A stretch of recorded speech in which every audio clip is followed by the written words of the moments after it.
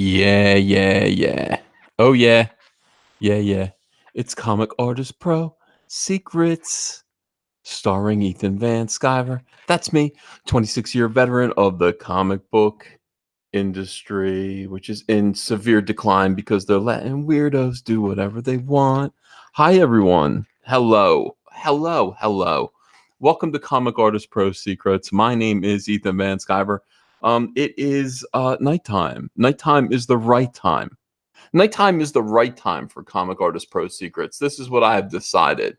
I've decided now is a good time. And why wouldn't it be a good time? I missed you guys. I'm sitting in my office. I'm finishing this last page here, drawing an awful lot of bugs.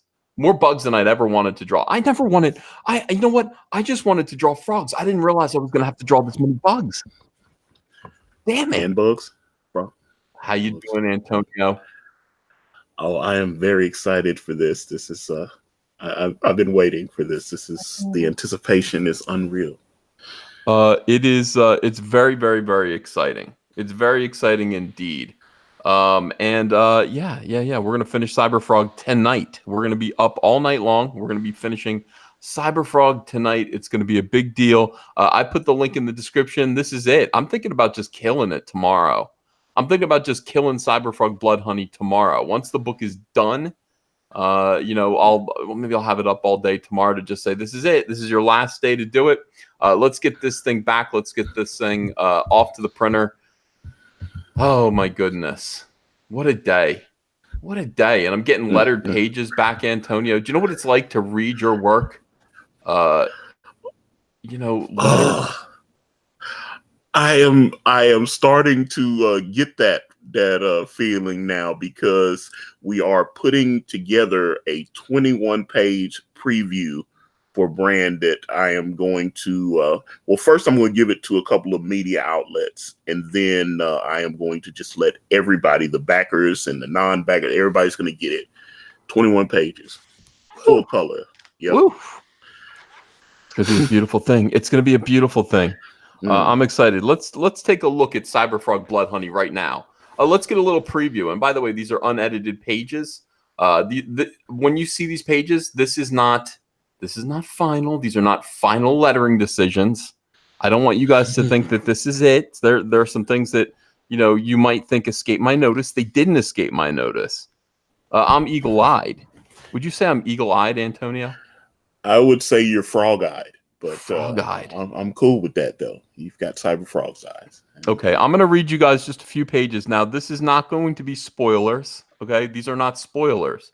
The first part of the story, the first part of Cyberfrog Blood Honey is the origin story. Antonio, I really felt like I needed to tell people the origin of Cyberfrog first. I mean, I see this as a big epic. There's a lot to this story that I want to do all at once, but I have to remember who the audience is. These are people who aren't aware of Cyberfrog. They may not have read Cyberfrog in the 90s. And in any case, who cares? Because the stuff from the 90s is no longer canon. It's no longer officially canon, Antonio. So that stuff didn't happen. It's like Avengers Endgame and stuff. It's the alternate timeline. It did. Like, it happened kind of, but like it did happen, but it happened differently. You know what I mean? Like the whole first miniseries about Cyberfrog 1 through 4, the Harris miniseries, was about Heather Swain, Cyberfrog meeting Heather Swain, and then becoming friends because Heather was being stalked and harassed by a weirdo, by an SJW by the name of Ben Riley, who could become this demonic character called Deathfly. He became the spider clone. You know what? That was just a complete coincidence. And a lot of people ask me, like, is this a parody? Is this a parody of Spider-Man and the Clone Wars? No, it's not. It's not. We just both had the name Ben Riley at the same time. And so, I don't know what to do about it. I really don't know what to do about the fact that I had this name and they had this name. There's a spelling difference. Like my Ben Riley was R-I-L-Y-E. Okay, like the life of Riley, and theirs was R-E-I-L-L-Y. So it's a complete difference.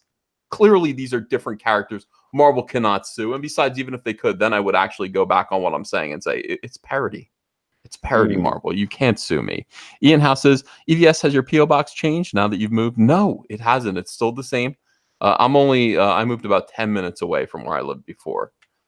So that is But you got my guest room though, right? So no, this is the bad thing. Like the house is bigger, I guess, but we don't have any more rooms than we did have. And so Hunter, we had a guest room, but Hunter's coming home, and I told Andrew, I was like, I can't wait to have my little boy home. It's going to be great to have him home. So he's going to be occupying what was the guest room. He's going to be moved in there, and I'm going to see if I can get him to stay for like a year until he's 21. Then he's going to pay rent, or I'm going to kick him out. And by the way, no girls. So wait a minute, hold up. Now I'm a little frustrated here because when you were talking about this move, I was assured that I would have a guest room, and now, although I understand about Hunter, but Doug got a guest room for me. And you don't have a wow.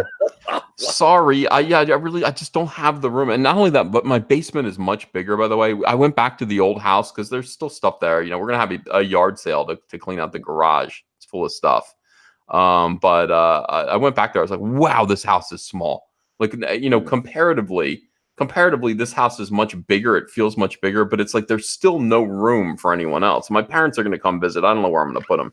Keaton W, thanks for $2. How can I switch my Cyberfrog from 25 to 50 as a backer? You can, if it's part of the current campaign, you'll be able to go in there and cancel your current order and then reback at $50 or at any level that you want. Unfortunately, the first two campaigns are locked in. I mean, if you backed one of the chromium covers, just hang on to it. You're going to want to keep that chromium cover, and you can find a way to I don't know. I backed all three. I've got all three covers, so. Those chromium covers are big. They're going to print. I got the specs on them, and I got the price on them. And oh, by the way, also the trading cards went to print last week, and they are. I did them just like Doug TenNapel did. They're going to be foil wrapped. So you're going to get a 2-pack of cards. They're going to have the Cyberfrog foil wrapping. I love Doug. Doug spent so much on the backer rewards though. That's why I was like, I gotta be honest, I was kicking myself that I didn't get, that I didn't buy the art book as well. But I was just like, my God, when all that stuff came, I mean, beautiful hardcover book, although I think, I'm a floppy guy. I want the books to be floppy, but I mean, that book is fantastic. And then he's got the little sew-on patch and the foil cards, and I almost didn't open my pack, but I went in and opened it, and I was just like, oh my God. So yes. Okay. All right. Now hang on a second, Antonio. Before we go any further, let's accomplish something. Here's the thing about ComicsGate. Together we can accomplish things. That's what I love about ComicsGate. Yep. We're able to actually do things. And this isn't going to cost anyone anything except for just a quick motion. I just need you to do something. I'm going to share this screen right now, and hopefully, I hope there's no porn on my computer. There's no porn on my computer. What am I talking about? There's porn on my Twitter. What are you saying? I was like, Twitter's full of it. All right, so this is Crowdfunding Comics. This is Billy Tucci. We love Billy Tucci. Billy Tucci's YouTube channel, Crowdfunding Comics. Now look at this. He wants to get monetized, and I don't blame him. He's 80 subscribers away from being monetized. Now I put the link to Crowdfunding Comics in the description, and boy, would I love it if, boom, we could just get him to 1,000 subs right now. So go to the description beneath the channel, beneath the screen that you're looking at. Go click on subscribe. Come on right back.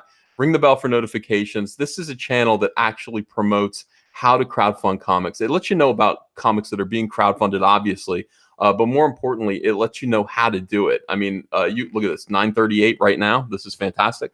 Go over there, subscribe to Crowdfunding Comics. Let's get this thing to 1,000 and beyond. This is our first goal for tonight. Then we're going to go read some Cyberfrog. And you guys can tell me what you think of this. I'll actually do a Cyberfrog reading. Selly Toy says, did I miss the Tran interview? No, that was actually this morning. We'll talk about that too if you want to a little bit later. But let's get this done. Let's get the Crowdfunding Comics YouTube channel up. 985. Boom, we're just 15 away now. 15 away from getting Billy Tucci monetized. We want him to actually get paid for what he's doing. And this is what we're going to do right now. Let's get it past. Let's get it to 1,000. Make it happen. Boom. There we go. Simple as that. 1,002 subscribers. This is goddamn ComicsGate. Thank you, everyone. Jerk Mongo's in the chat. What's up, Elliot? How you doing, man? All right. Elliot's here. All right. Okay, cool. Let me get back to the screen so I can say hi to Elliot. I just wanted to get this done. Elliot, you understand, right? Elliot, are you? Oh, Elliot's in the chat. He's not in the. No, he's in the chat. Yeah, Oh, he's in the chat. Yeah. So well, hi, Elliot. You don't have to come on here and do work with us. You don't have to hang out. He just says sup. He says it's true.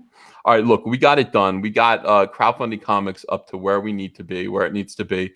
Congratulations, Billy Tucci. Your channel is monetizable.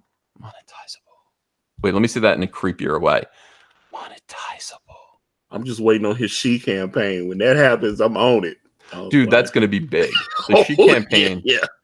You know, when he gets back to doing what he does, you know, it's going to be really, really nice. Can he still do it though? Has he become too much of a boomer? Can he still rock that pen and ink? And we'll see, won't we? We will see. It's not easy, Antonio. I know you take it for granted. No, I definitely do not. You know, these artists, they get whipped by writers. I mean, basically, these writers all take us for granted. They think it's easy. They think what we do is easy. It's not easy, Antonio. No, it's definitely not. Why don't you thank Kanan ever? I'm hard on Kanan actually, and I've talked to him a few times, but I want perfection, and I see things and I go, wait a minute, this is wrong, but I love Kanan, and Kanan knows I love him, but I am hard on him sometimes. Yeah. By the way, I've seen those pages that Kanan's turning in, and they're fucking awesome, dude. They are sweet.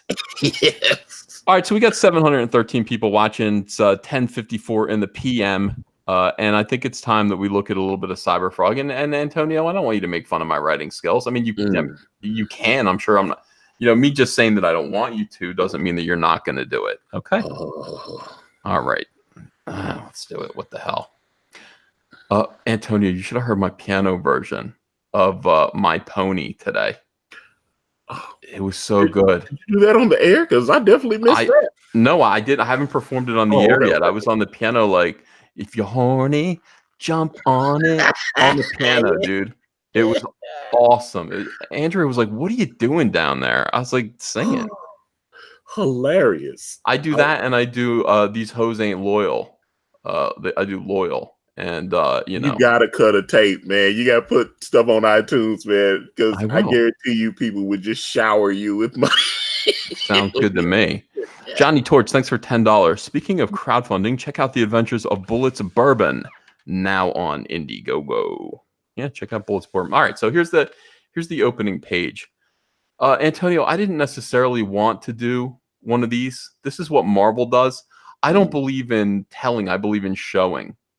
Okay, I just believe in showing. Now, this might be a redundancy, but my editor wrote this. Okay, now is this going to be on maybe this will be more helpful on Wrecked Planet?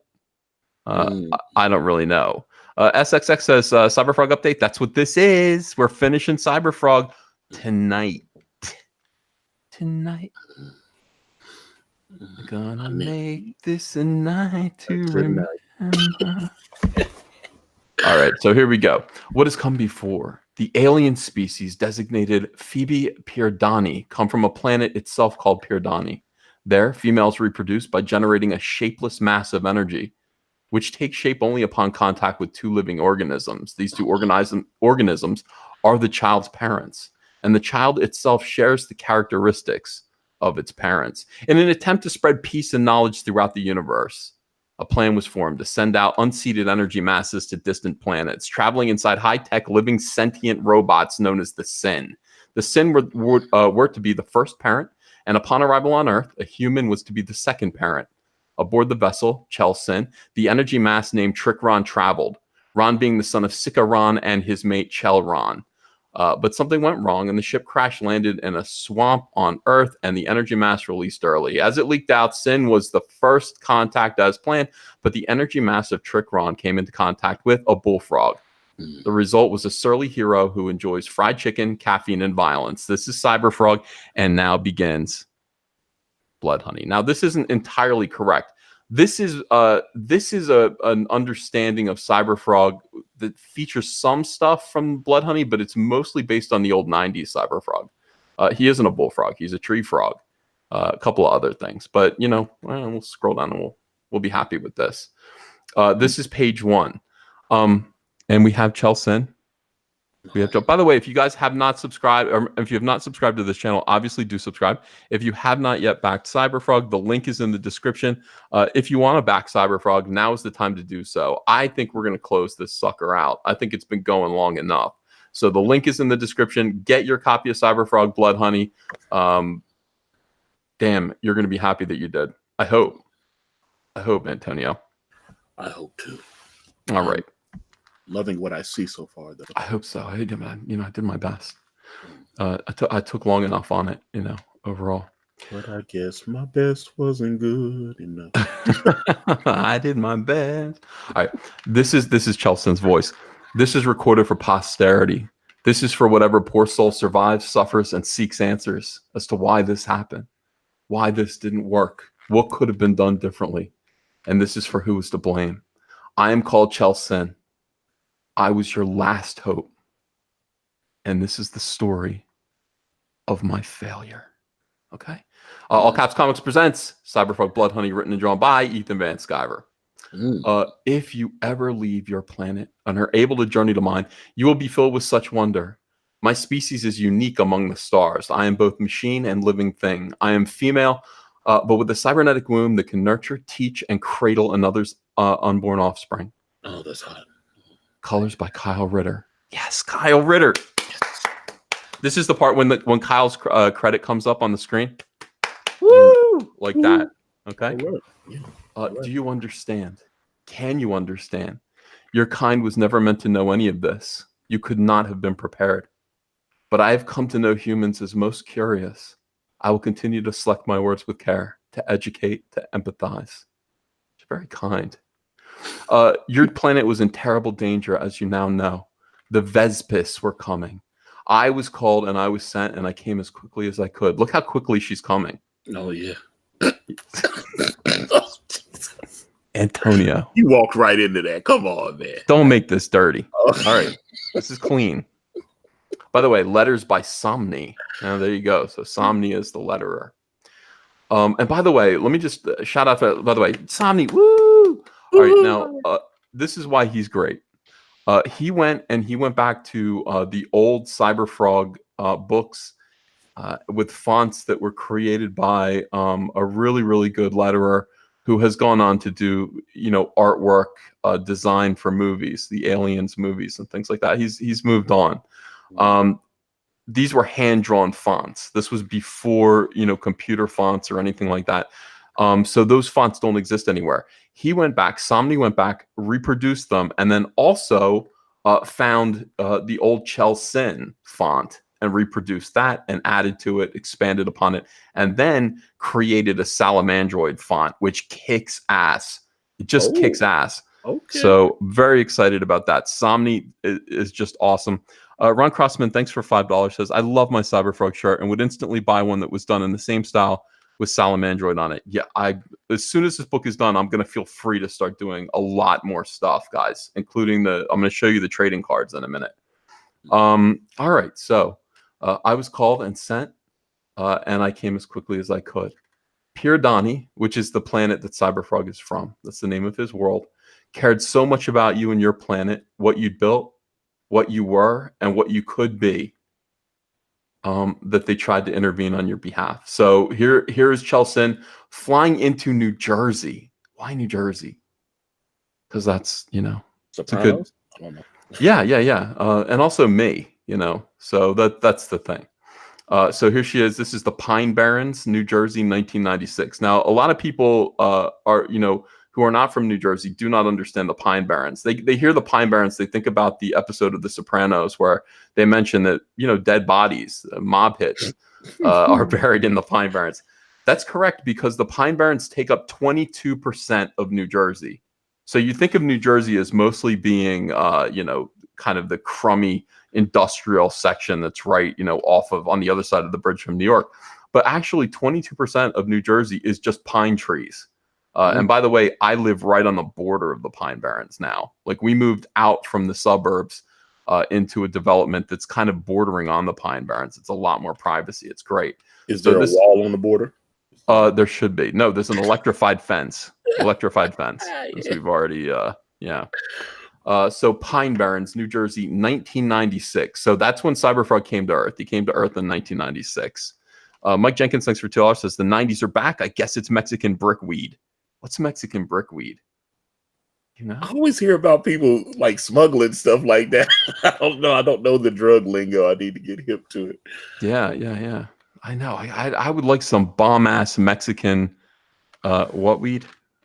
Brickweed. Bomb ass. Antonio, do I sound? I don't sound like a boomer when I say bomb ass Mexican brickweed. Yeah, probably. Yeah, probably shouldn't say stuff like that. It doesn't. Why? It just. I don't know. It just. You sound like an old man trying to use the drug lingo. For goodness sakes. Chappie, thanks for $5. Hey, EVS, quick question. Are you still doing the variant cover for Lone Star 2? Just want to know if I should go ahead and back or wait for your cover. Absolutely wait for my cover. It is almost done. And I'll show it to you. It's sitting here. I just decided I would put it down. Mike's like, but I said I would launch it on Thursday. By the way, Mike gets a soy boy voice now. I said I would launch it on Thursday. I'm like, well, that's important to you. But I said I would launch Cyberfrog in November. You understand? Priorities, Antonio. At some point, I can't keep putting everyone ahead of me and my backers. At some point, I've got to tell Mike to go F himself. Oh, no. What I wouldn't tell Mike to go F himself. That's putting it. It's a little too harsh. Yeah. But just hang on, Mike. That's what I would say. Just hang on. Saggy Bones, thanks for $5. Your writing reminds me of how much you've worked with Jeff Johns. I like it. Yeah, like that's obviously, I guess, that would be the influence. Jeff Johns. Jeg, thanks for $2. Got both Reservoir Frog comics off eBay today. Love them. Nice. Those are probably the best of the Cyberfrog series. Zero Fox, thanks for $2. Antonio, congrats on Shinobi Sasquatch original cover. Oh yeah, I had to. He had that up on the Indiegogo, and I had to snag it. And yeah, so yeah, Rob's art is amazing. I know he also he's got a variant for Denal's Brutus the Badass. I was like, yeah, I saw that Brutus the Badass that he did, and I was like, oh man, yeah. It looks incredible. So I was like, I swear to God, that guy, the Shinobi Sasquatch book, we're gonna do a little bit talking about that. I'm gonna select because when Cyberfrog's done, it's time to start promoting, doing more live streams, promoting Indiegogo projects again. So I'm gonna select who I want, to promote. I think that guy's tops on the list. Shinobi Sasquatch looks kick ass, and it deserves to be promoted. So we'll see if he wants to come on. Ryan Cardinal, thanks for $5. EVS, have you had a chance to check out the action-packed trailer for Chaos? Or I think it's Chaos. It's live now on Indiegogo. Keep up the great work for all of us smaller campaigns. I haven't yet, but I promise you that I will eventually. I will pretty soon. A lot of people are saying F Moose in the chat. F Moose. That's absolutely right. Ms. Sashi is here. Is this the real Sashi? For $2, she says Mike uses people and does nothing for others. It's true. It's true, Miss Sashi. All right, so let's go on. Curse you, Mike. All right, so see the flaming. All right, here we go. Here's Chelsin. Out of the swamp comes Chelsin. Time was short. Right. So we intended to come here, but we really do have to give birth. It's a little weird to talk about a robot giving birth, Antonio, but it's sci-fi. It's sci-fi. So robots give birth. All right, so here we go. So many variables unaccounted for. My unborn passenger was descending, ready for delivery. But this place was desolate, uninhabited by human life. Only simple creatures chirped and slithered about. Look at him. He's like, I'm simple. Would a frog want to be called simple? Do you want to be called simple? No, I would not. No. So a lot of people say, Chelsin, why did Chelsin come to a swamp and only found a frog? Like, why? Like, what would, it seems weird that the planners from her planet would send her here and miss out. Like, why wouldn't she send her right to Times Square? Why? Because there are a lot of people in Times Square that would see this. This had to be kind of a secret thing. So why the woods? Here's why. No signs of the tribe of uniformed, idealistic young male adventurers our planners had expected me to find. Where were these Boy Scouts? Instead, just a frog. So ideally, they thought to themselves, what are the best and brightest young humans, strong young males who would combine with this robot technology and become a superhero. So they thought, oh, we'll find a Boy Scout troop in the woods. Does that make sense, Antonia? It does indeed, sir. Okay. So they were hoping to find, a 16-year-old boy who was strong, who would combine with Chelson and would sort of grow into becoming a superhero for Earth, to save Earth in 1998. But they weren't there. And the question is why. This is going to be, if this were Batman, there would be a whole like story arc as to why the Boy Scouts canceled the camping trip. You know what I mean? Like, why? What happened? They screwed up. Like, if the Boy Scouts hadn't have canceled the camping trip, surely Cyberman would have saved the Earth from the Wasps. But they canceled they canceled it. You could always go back and do an alternate universe story where there's an actual, instead of a frog, there's a man. I wonder what that would look like. Well, no, you might get to see that. One hominid says, why wouldn't they keep looking? Well, they were expecting it to come. They were expecting them to be there, and it's too late. She keeps saying time is short. There is no time. Have to expel. Have to give birth, which is what happens here. Time expired, and then this is the sound effect. I might not be the best sound effect writer. Is that a good? That's the sound of giving birth when you're a robot. Okay. I love it. Now with sound effects. Saggy Bone says, your mentor, Richard Pace, must be so proud. Well, I hope I inspire him to actually finish his crowdfunded project from 5 years ago. That's what I would like. All right, moving on. And in that moment, our two worlds were conjoined. My passenger was born. So many variables unaccounted for. I had delivered unto your world. This is what it looks like, by the way. See it splitting into two? Twins. Seeking input, seeking form, seeking the genetic code that would have been absorbed at that moment from two parents. Instead of a brave young human to combine with my powerful armored structure, what? This developing fetal Phoebe energy mass was amalgamating me, everything that I was capable of, all of my considerable power and strength. By the way, I want to break these word balloons up. I want to put this one right here.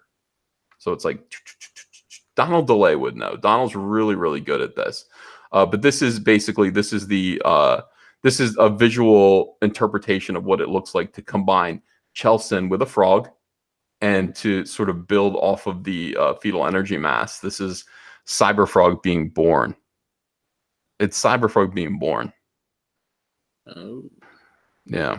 I love that image, though. I remember when you first showed the black and white, and I was like, oh my God, the detail on the black and white is incredible on that. And I was just like, man. Thank you. It's fun to draw a frog skeleton too. Just the energy, like we're copying the frog. We're copying all the information from this frog that's in a tree, all the DNA, all of the, tech and info from Chelson, and then just putting it into one thing that was meant to be a human being. I mean, this is the thing. Cyberfrog was meant to be a person, so he stands upright. Cyberfrog was programmed and educated to speak English, as you're going to see in a minute.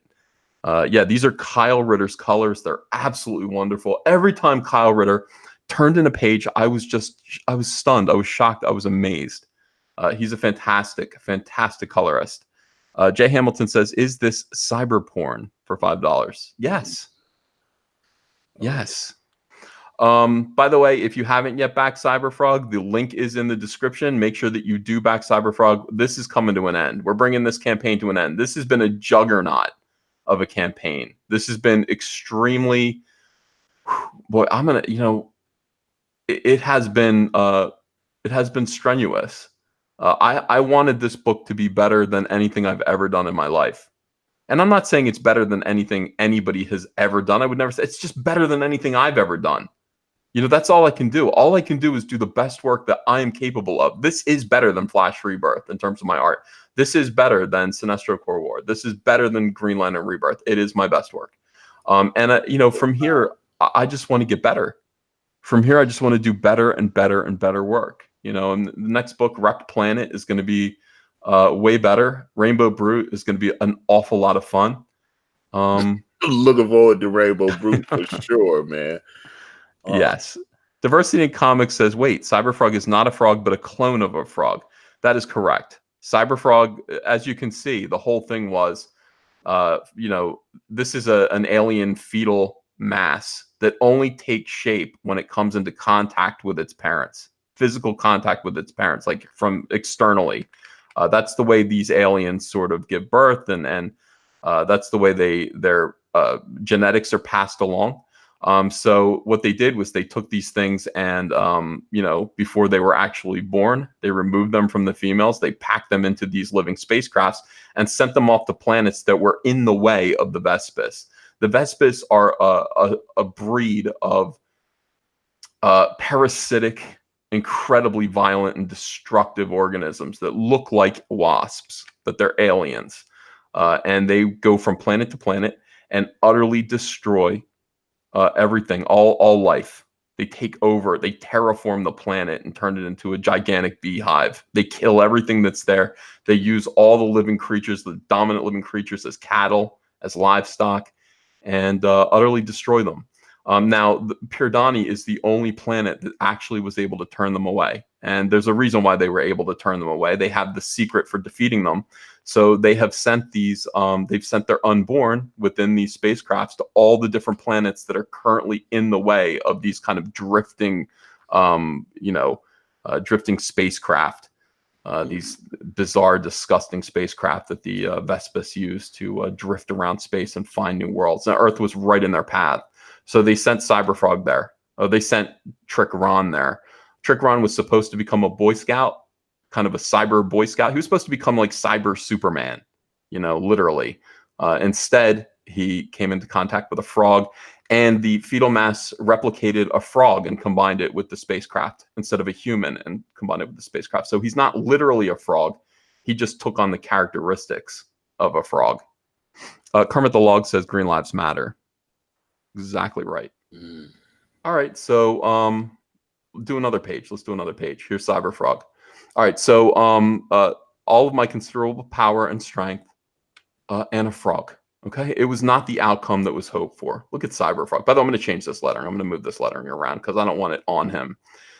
And Chelston says, "You are Trick Ron, ambassador of the Phoebe, the people of Pyrdani. We appoint you protector of Earth." And Cyberfrog's just like, ribbit. Key. He just makes little frog noises. He makes coquille noises. You know the coquilles? They go key like that. I thought you were doing bird noises or something. I didn't know what you were doing. No, the coquille frogs. That's what he sounds like. Yeah. He's just like, I love his look. He copied his word balloons. Look how good this looks. It does feel good. Oh my God. Unkindness of Ravens. Thanks for $25. Wow. The last comic I read was in 67. Comics aren't my thing until I heard about this story and thought, what happens? Salamandroid was also such an interesting character and juxtaposition to Cyberfrog. I think it's going to be great. I hope you like it. I'm really, really excited about this. Everyone who's working on this is working at just their top level. I mean, the letterer is just like a guitar solo. By the way, I didn't even remember that I did this, but look, you can see Chelson in his shoulder pads looking back at him. That is the quality. I poured my heart into this artwork. And people say, why is it taking so long? I can do a comic book in a month. Why is it taking you like so long to do it? Wasn't it due in November? Yeah, because it's good. Because it's everything that I can do. I poured out my heart into this. I don't want this to be a book that you read and throw in the garbage. I want it to be a book you read and put on your bookshelf. Or at least CGC it. Oh, yeah. Or don't CGC it because I want you to read it again. That's why. And these people just produce comics. They just defecate comics out there, And then I don't know. I don't know what the point is about producing quantity over quality. Do your best work. You're not that great. Just do one really, really, really good book every year. Make it like longer than 20 pages. Do one really, really good book. That can be your contribution to the art form. Now shut the F up. Right, Antonio, or wrong? No, that's the thing, because that's when I talked with Kanan. I just said, I want to do like one, because we want to get Brand finished and then do Way of the Gun, and then his year past that he could take other projects like say Fearsome. Yeah, Fearsome is going to be goddamn. Fearsome's going to be good. Your boy Zach's here. He says looks great. That's high praise from Zach. Thank you. Yeah, I do want to move the word balloons around. I just feel like, this is it. I don't want his figure cut off. I think you can keep the word balloons like down here. But this is poor Cyberfrog. Like, it's like he's a frog. Like, he's got a frog's brain right now. And he's just, people are like, why is he posh? Oh, look at the frog sitting in the tree. I forgot that I did that too. So you're not gonna do like Doug and like Earthworm Jim has a peanut for a brain, and I always thought that was funny. He has a little scene where Earthworm Jim is becoming Earthworm Jim, and he like gave him a peanut for a brain. So you're not gonna give Cyberfrog a peanut? No, Cyberfrog is very smart, but he's just not finished being programmed yet. You'll see that. Little frog in the tree. He's just kind of awkwardly stanced here, and he's like, what the hell? What? So he's still making frog noises. He's talking in frog language. Kermit the Log, thanks for $2. I left the toad load in Cyberfrog's mom. Now that's not nice at all. Disgusting. Low Res Boy says too many spoilers. Actually, this is all stuff that you should know. It isn't spoilers. This is all origin setup stuff that, I'm not gonna show you any spoilers. Don't worry. Elliot says, Ethan, this sounds pretty cool, man. Thank you, Elliot. I'm getting some high praise. There's Elliot. I see him. Hey, man. Oh, is he in the chat? Hi, Elliot. Brother. Love What's you, brother. going on, man? All right, it's great to have you. Thanks for coming on. I appreciate it. Hey, sorry, I wasn't sure. I didn't have my Twitter on, so I was like, oh. Oh, right. Yeah. Man, I gotta tell you, man, this sounds really, really tight, man. Look, I put a lot of thought into it, and I think a lot of people underestimated Cyberfrog. A lot of people were like, "This just sounds like some '90s Battletoad ripoff." No, it's not. It's there's a lot more to it, and I can't, without spoiling it, I can't really go into it. But it is it's about as deep as I get. I gotta tell you, that's why I always laughed. Everybody's like, it's like Ethan in his stupid frog book, and I was like, you look at this art, and I was like, those are idiots that don't read comic books. Yeah, I'm looking at you look at the level of detail on the pages, and you're like, blown away by it. And I'm like, the visual storytelling is incredible. Oh, it's awesome. Thank you so much. And by the way, bids are coming in. People are backing Cyberfrog Blood Honey. Thank you for doing that. Like I said, brand backs too. While you were backing those, thank you. This is the book that people have been talking about nonstop. I mean, the SJWs have been running their mouths about this, but not only that, just people who want to believe in ComicsGate, and people who have been supporting, this movement from the start have been waiting for this book, and it is finally going to the printers, and I'm grateful to everybody for waiting for this, being a part of it, being a part of this amazing campaign. I'm pleased to show you. I'll show you. Looks like I've got like 7 pages here, so I'll show you that. 4LOM, love Sailor Moon. Thanks for $4.99. I'm about quality. I'm doing a video series about vintage Star Wars toys. My wife is going to help. When I'm done in a few years, would you watch, please? Yeah, of course I will. I love vintage Star Wars toys. That sounds like fun. Me too. It's your boy's access. Release the book, Ethan. Yeah, I'm going to release the book. Battletoads or whatever it is. LOL. Yeah, that's what they do. Like, SJWs have been obsessed with this book, and then they forget that they forgot what it's about. Like, or they pretend that they forgot what the book's about or what it's called. They're like, whatever your Robo Toad book is, could you just like? It's like all you think about is this comic book. Don't pretend that you can't remember it. So release the book. All right, so we are going to release the book. Oh, look how cute this frog is, Elliot. I just backed it, brother. You did? Yeah. Oh, thank you. I made a little bit of money this weekend, and I got you back. Thank you very much. That's exciting. So I'm going to send one to Elliot. All right, so here's the next page. Now look at this little salamander. Look at this little guy. Now you would never think. Now this salamander is probably about the size of your pinky finger, okay, or your toe thumb. He's very small. And here comes the twin. This is the actual. Chelsea didn't really realize that she was carrying twins. She didn't realize that, the Ron family had blessed her with twins. So this is the other fetal energy mass that zipped away from, behind her back, and it's found a salamander. And look at the smile. These are the noises that I was like, what kind of noises do salamanders make? And I actually did research on it. I said, do salamanders make noise? And they said only when they're trying to mate. And I went, shit. Well, so they'll just kind of make beeping noises like this, like so that's what this is. And one imagines that maybe Salamandroid, baby Salamandroid was thinking about mating at this point. Otherwise, I wouldn't be able to make him make a noise. And that's, that's the thing. All right, so in the meantime, and this is a lettering gaffe here. I had to go back and tell him to fix this. Cyberfrog is basically on key, would you please? And she's like, language synced. And he's like, what? She's like, compensating for local dialect. Yo, where am I at? Synced. So basically, Cyberfrog has gone from just being able to speak English. She actually fine-tuned his language so that he'd speak like a Philadelphian, like New Jersey, like South Jersey, so he'd fit in. So he talks like me now. He talks like me. Like he would say, "Hey Elliot, I seen your new comic. Looks dope." Yeah. Yeah, that's what he would say. He'd be like, "Yo, I seen that comic." Yeah. Like he wouldn't say saw. And you'd say, "Do you want to drink a water?" He'd say, "Water? You mean water?" That's great. So that's how he is Jersey now. He's completely Jersey. And he'd be like, "Yo, I'm a piney. I'm a piney." And they'd be like, only people from New Jersey would understand what that means. But he is a piney. Cyberfrog is a piney. She's like, "What the?" He's like, "Trick Ron, I require your strict attention." Or "Listen up, you." And he's like, "Okay, I'm listening." Look at him. Look how cute he is. "Okay, I'm listening." "I am your mother." He's like, "Yeah? You must obey me. You are here for a very important purpose. A fight is coming, an indescribable war, death, destruction. Without you, this world is doomed."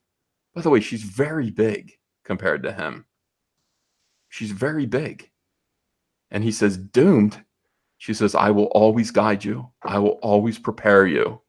And then he like lights up. By the way, this Cybernetics Online, way too big. I had to yell at the letterer. Say, "Nope, scale that way back. Just a little caption. I understand what you were trying to do here. Appreciate the initiative, but it's too big. Scale that back." So he's going to do that.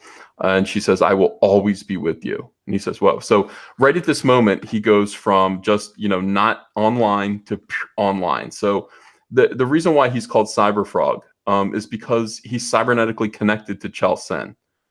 She uses him. She keeps in contact with him, and he's a system that she controls. So when he goes out there and has to fight, if he had to fight an army, she would adapt his cybernetic body to be able to handle that army. But in order to do that, he has to be online. And you can tell he's online because he's got these red glowing orbs, these discs that sort of orbit his legs and his arms. What do you think of that, Elliot? Well, I like it. I like it a lot, man. I love it, man. I'm like, all right. There's reason for all the stuff. Cool.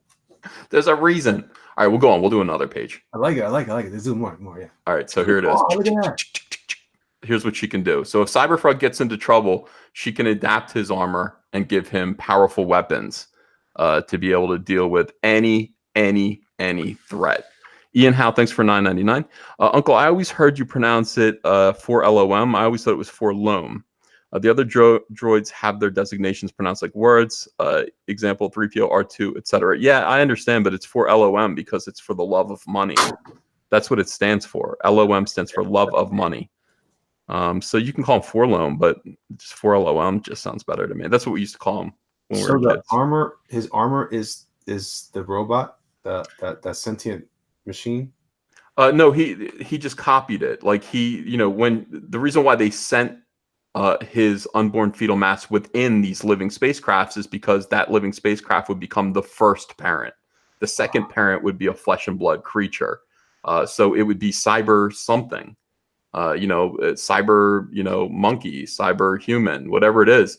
And then it would always have this power. But the thing is, like, Chelsea is able to control him. Not control his behavior, but control the cybernetic aspect of his body. So she can sit there. She lives in the swamp. She monitors what he does. She tells him where to go. She's like the internet. She says, "There's crime happening over here. Go over there. You're going to need this weapon to fix it. You're going to need this kind of armor to survive this." And she adapts him. So she's kind of spazzing out his body here to show him limitless potential of what he can be and what he can do. I just want that action figure. Me too. Thunder Robot says Cyberfrog, Battletoads, a Turtle Frogs poster. Cyberfrog and the Battletoads and Turtles poster. Yeah, I would love to do a crossover with everybody. It would be fun. By the way, again, let's just give it up for Kyle Ritter, who fantastic colors. It's so fun to look at. And Kyle broke this book down to scenes. These cool scenes here, everything's bluish here because it's just it's like water. It's like being born. Everything just feels cool and new. As things kind of intensify, he changes the color palette. He's so smart and worth every penny that he gets. And I'm glad other comic skaters are using him as well because he's phenomenal. People are saying give him a bonus. He already got a bonus. He got a huge bonus. He'll get a bonus for the next comic that we do too. Let's see. So she says, your new home is dangerous and will soon become a battleground for the survival of the human race. As long as we are connected, I will adjust and enhance your cybernetic body to meet any threat. Within you, this is important. Within you is everything that you will need to end this coming war. So, everything that he needs to stop the Vespis, he has, as long as he remains connected to Chelsin. And then it's just like armor, fires an enormous alien plasma burst, which disintegrates trees. And she says to destroy the invaders. And he's like, dig it. To destroy the Vespis. By the way, dig it straight out of 1996. You have to remember what year this is. So I'm trying to think of the things I used to say in 1996. So You say that. yeah. So this is it, man. Cyberfrog Blood Honey is it's just been an effort of love. I'm really proud of it. Now I feel like more motivated than ever to start Wrecked Planet and get that on the ball. I think I'm going to get about halfway through Wrecked Planet before I launch the next campaign for it. In the meantime, we're going to be doing I'm going to be doing Indiegogo campaigns, crowdfunding campaigns to actually launch merchandise. We're going to do merchandise. First thing that we're going to do, obviously, is the Cyberfrog Vampirella cover. That's going to kill them, Elliot.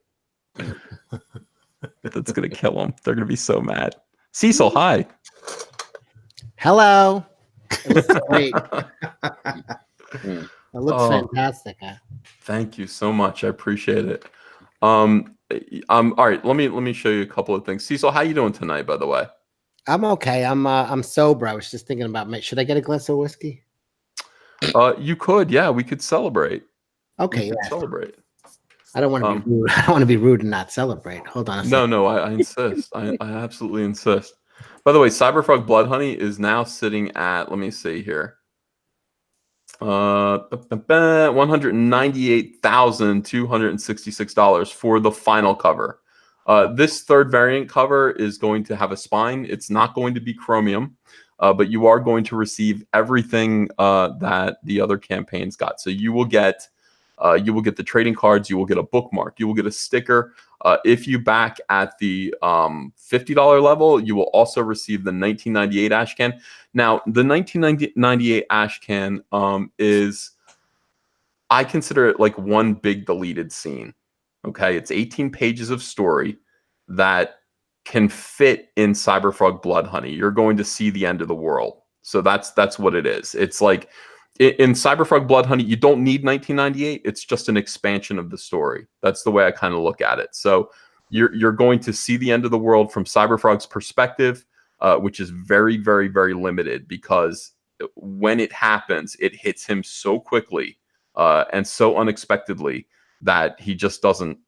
You're going to experience it like he does. It's like lights out, just lights out. But we're actually, if you buy 1998, if you buy that ash can, you're going to receive an 18-page story that expands upon how the Vespis actually take down Cyberfrog. Salamandroid, which is a big missing piece of the puzzle. Cyberfrog doesn't know what happens to Salamandroid. That gets answered in this. Cyberfrog doesn't know what happens to Heather. That gets answered in this. And also you're going to see what happens to Bill Clinton. So President Clinton. And all of that stuff. It should be fun. It should be fun. Also, you will receive Cyberfrog Amphibionics #1, that ash can, recolored or actually just colored for the first time.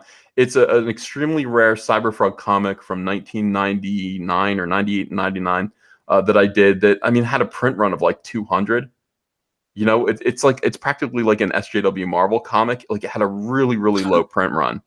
And because of that, people don't have it. And I just thought, let's color it. Let's re-release it. So, you know, everybody can have it. Soon it'll be the biggest selling Cyberfrog story from the 90s. I don't know. So that's what you get if you back at the $50 level. Thank you guys for supporting. This is it has been it's been a thrill. You know, it really has. I'm excited about finishing it. I think you're going to be excited about having it in your hands. Elliot, it's going to look like a comic book from like 1991. I think it looks better. Or well, thank you. Or like 1994. What was the year when like X-Men, like Joe Madureira, was putting out those like chromium X-Men books? What year was that? Oh, 93, 94, around there. Yeah. Oh, that's all I said. I said, and you know, I told my printers, I was just like, can you give me an example of what you want it to look like? And I just pulled out what was it, like X-Men Apocalypse or something like that with Joe Madureira. Oh, wraparound chromium cover. Age of Apocalypse, yeah.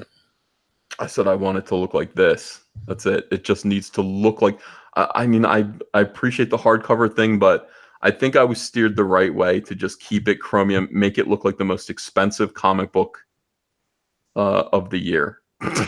not a hardcover book. It's a comic book, and then we'll eventually get to the hardcover once all of this entire story is put together. And man, I hope you guys like it. Art T Bears in the chat. He says 94 was a good year. Oh, it was. Mm-hmm. I mean, these people have devastated the comic book industry. I don't know how they did it. Well, we do. We watched it all go down, but they have absolutely destroyed the comic book industry. Amazing. Absolutely amazing how this has happened. So the only way that we can go back and do the kinds of stuff that, you know, they were able to do back in the 90s is through crowdfunding. It's the only way. No, I mean, you know, they can do it, you know, with the mainstream every now and then, but they'll lose money. We can do this and actually make money this way. We can still produce the kind of comic books that people are excited to own, excited to add to their collection. I'm definitely excited to add this one to my collection.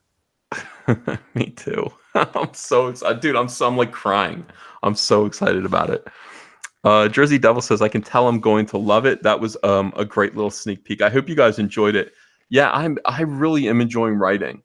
You know, I didn't know that I would like it as much as I do, but I've been through I've done so many comics with so many great writers that a little bit of it must have rubbed off somewhere. It'll take me a long time to sort of get to where I'm at, but I know I'm a writer. Deep down, I honestly, some of the people who are writing comic books right now, you know what I mean? Not doing a very good job. Oh, I want to check in on something real quick. By the way, earlier on, the first thing that I wanted ComicsGate to do tonight, Cecil. Yeah. Billy Tucci has a YouTube channel. And hold on a second. Billy Tucci has a YouTube channel. It's called Crowdfunding Comics. Have you heard of it? I was one of his first subs. Oh, okay. Oh, you were one of his first subs? Yes. Have you been on the show? No, but you know, we talk on Twitter once in a while. He thanks me if I retweet something of his and stuff. He was at about 800 subscribers today, and I just said, "Hey, ComicsGate, let's get this guy over the finish line. Like, I really want to see him get monetized. His his YouTube channel deserves to be monetized. And people, you have to understand one thing. In order to be monetized on YouTube, you have to have at least, I think, 1,000 subscribers. Yeah. So I put the link in the description. I just said, everybody go over sub to Crowdfunding Comics. You know, push it over 1,000. We did it in like a second, didn't we, Antonio? Yeah, it was very fast. I mean, it was just it took a split second, and then boom, he was over 1,000 subs. And of course, look at it now. He's at 1,086 subscribers. I guess all he needs to do is get to 10,000 views, and they'll be monetized. And the reason why I think this is important is because they're trying to do a YouTube channel that teaches people how to crowdfund. which is Isn't it Heather Antos doing a course on that? she is, and God bless her for trying. No, now what we need people who know how to crowdfund to teach other people how to crowdfund instead of just kind of skimming or scamming $400 off of people to I don't know, offer vague bromides. SJWs don't know how to crowdfund. They don't know how to do it. I haven't seen an SJW do a good crowdfund yet. The key to it, of course, is to have a large subscriber base. The key to it is to have a good social media following. Elliot, that's why you are going to succeed gloriously. I sure hope so. I sure hope so. But man, seriously, man, I'm still kind of glowing, man. That Cyberfrog, seriously. Are you serious? I really liking it, man. I never really heard you talk that deeply into it, like about it. You were very kind of surface level about it, but just hearing you read that, maybe it's your accent. But it sounded good, man. It sounded good. Thank you. Yeah, the whole thing about it was when you have your own character, you can take complete ownership of that character. And originally Cyberfrog lived in New York City because that's where all the Marvel characters lived. And this time around, I was like, yeah, he lives in New York. And then I kind of went, why? Why does he have to live in New York? Why can't he live in Camden, New Jersey, and operate in Philadelphia? Why can't he be from my neighborhood? He is my guy. So why can't he do that? And once you realize that, it's incredibly freeing, and you get closer to your own characters. You realize that they can be whoever you want, and they can sort of operate from your experience because you created them. It's not like I'm stepping in there and taking Spider-Man and making him from Camden, New Jersey, and making him a Jersey meathead. You have to, if you want to do stuff like that, you have to just kind of create your own characters. And what's so hard about that? That's what we're doing. I mean, that's what ComicsGaters are doing. Look at Donald DeLay. These guys are out there. Look at Nasser. Guys are out there creating their own characters. Antonio, Elliot, where's your character? Oh, you have something coming. Yeah. We're looking at. I'm trying to get it out this week. It's Doom Kicker with Doug.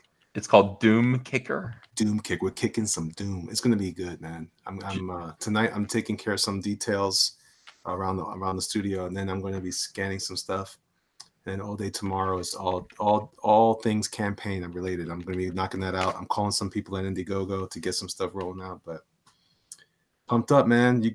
When this all started for me with that first letter I wrote you. How teach me? Let me be your Padawan. Yeah, that was really cool. I didn't know what to make of you because here's the thing about ComicsGate.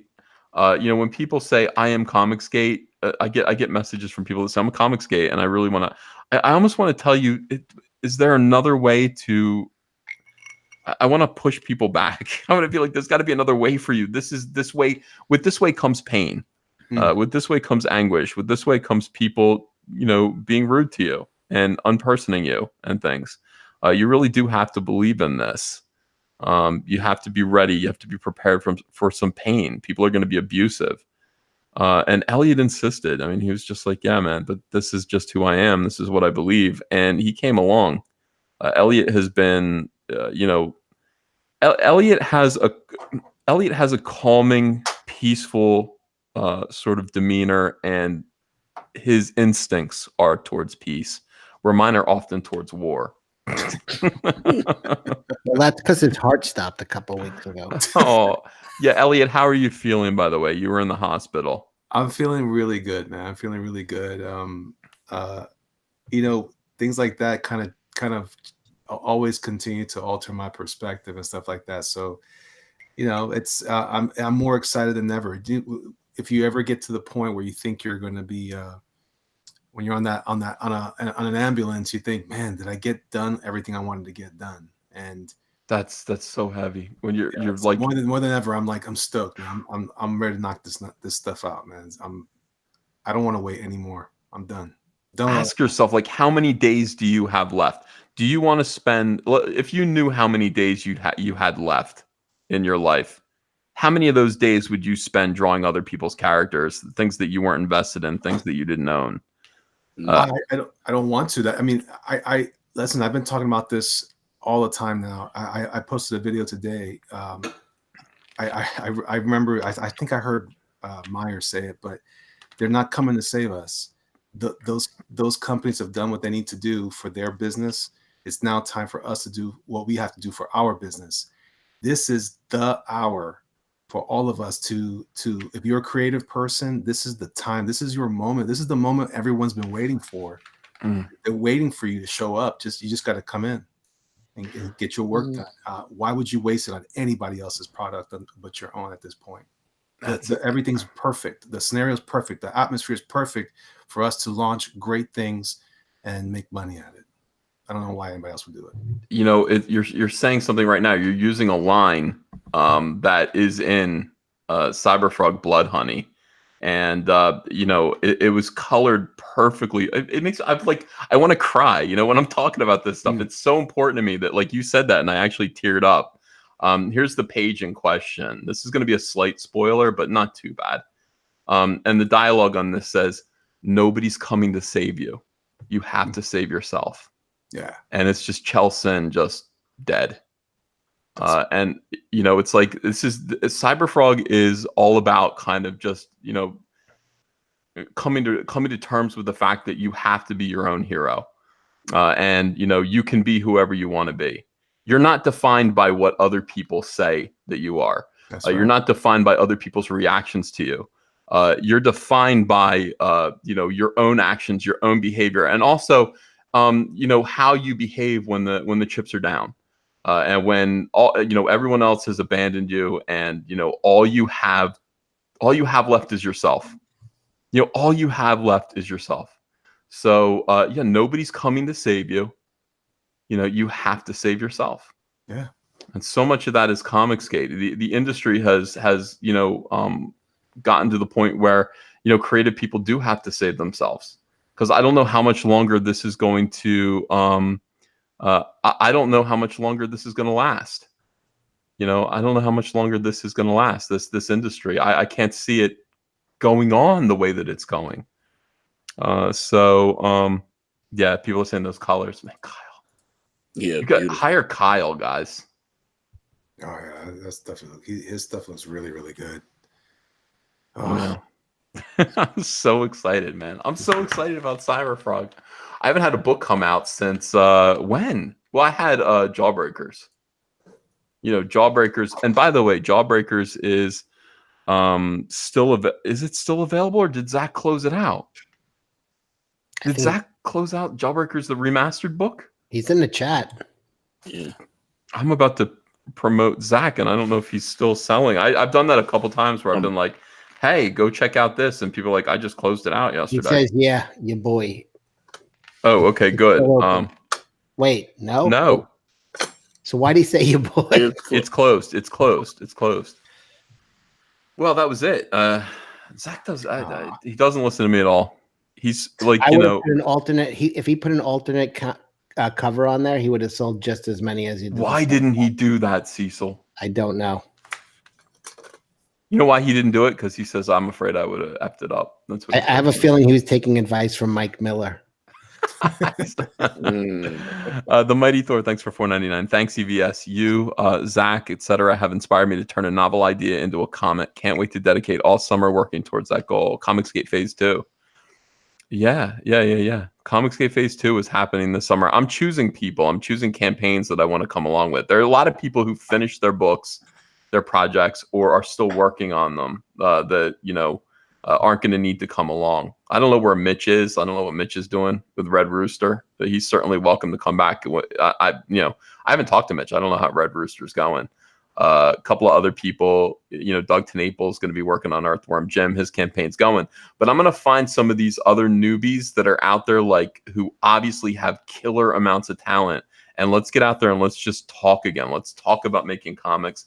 Let's talk about selling comics, and you know, the whole thing, the whole motivation behind this. Yeah, people are pissed at Zach. Look at this. Horrible decision, they're saying. Horrible decision. Zach, you know, I would have done you a new cover, you know, and you put out a Malin cover, put out a Miller cover, put out A John Malin cover would have been great. Just get John to do a new cover. He would have done it for his own book, and it would have been fantastic. It would have been really, really good. But yeah, the thing about it is that Zach is saying baby steps. The thing about it is that he's doing everything on his own.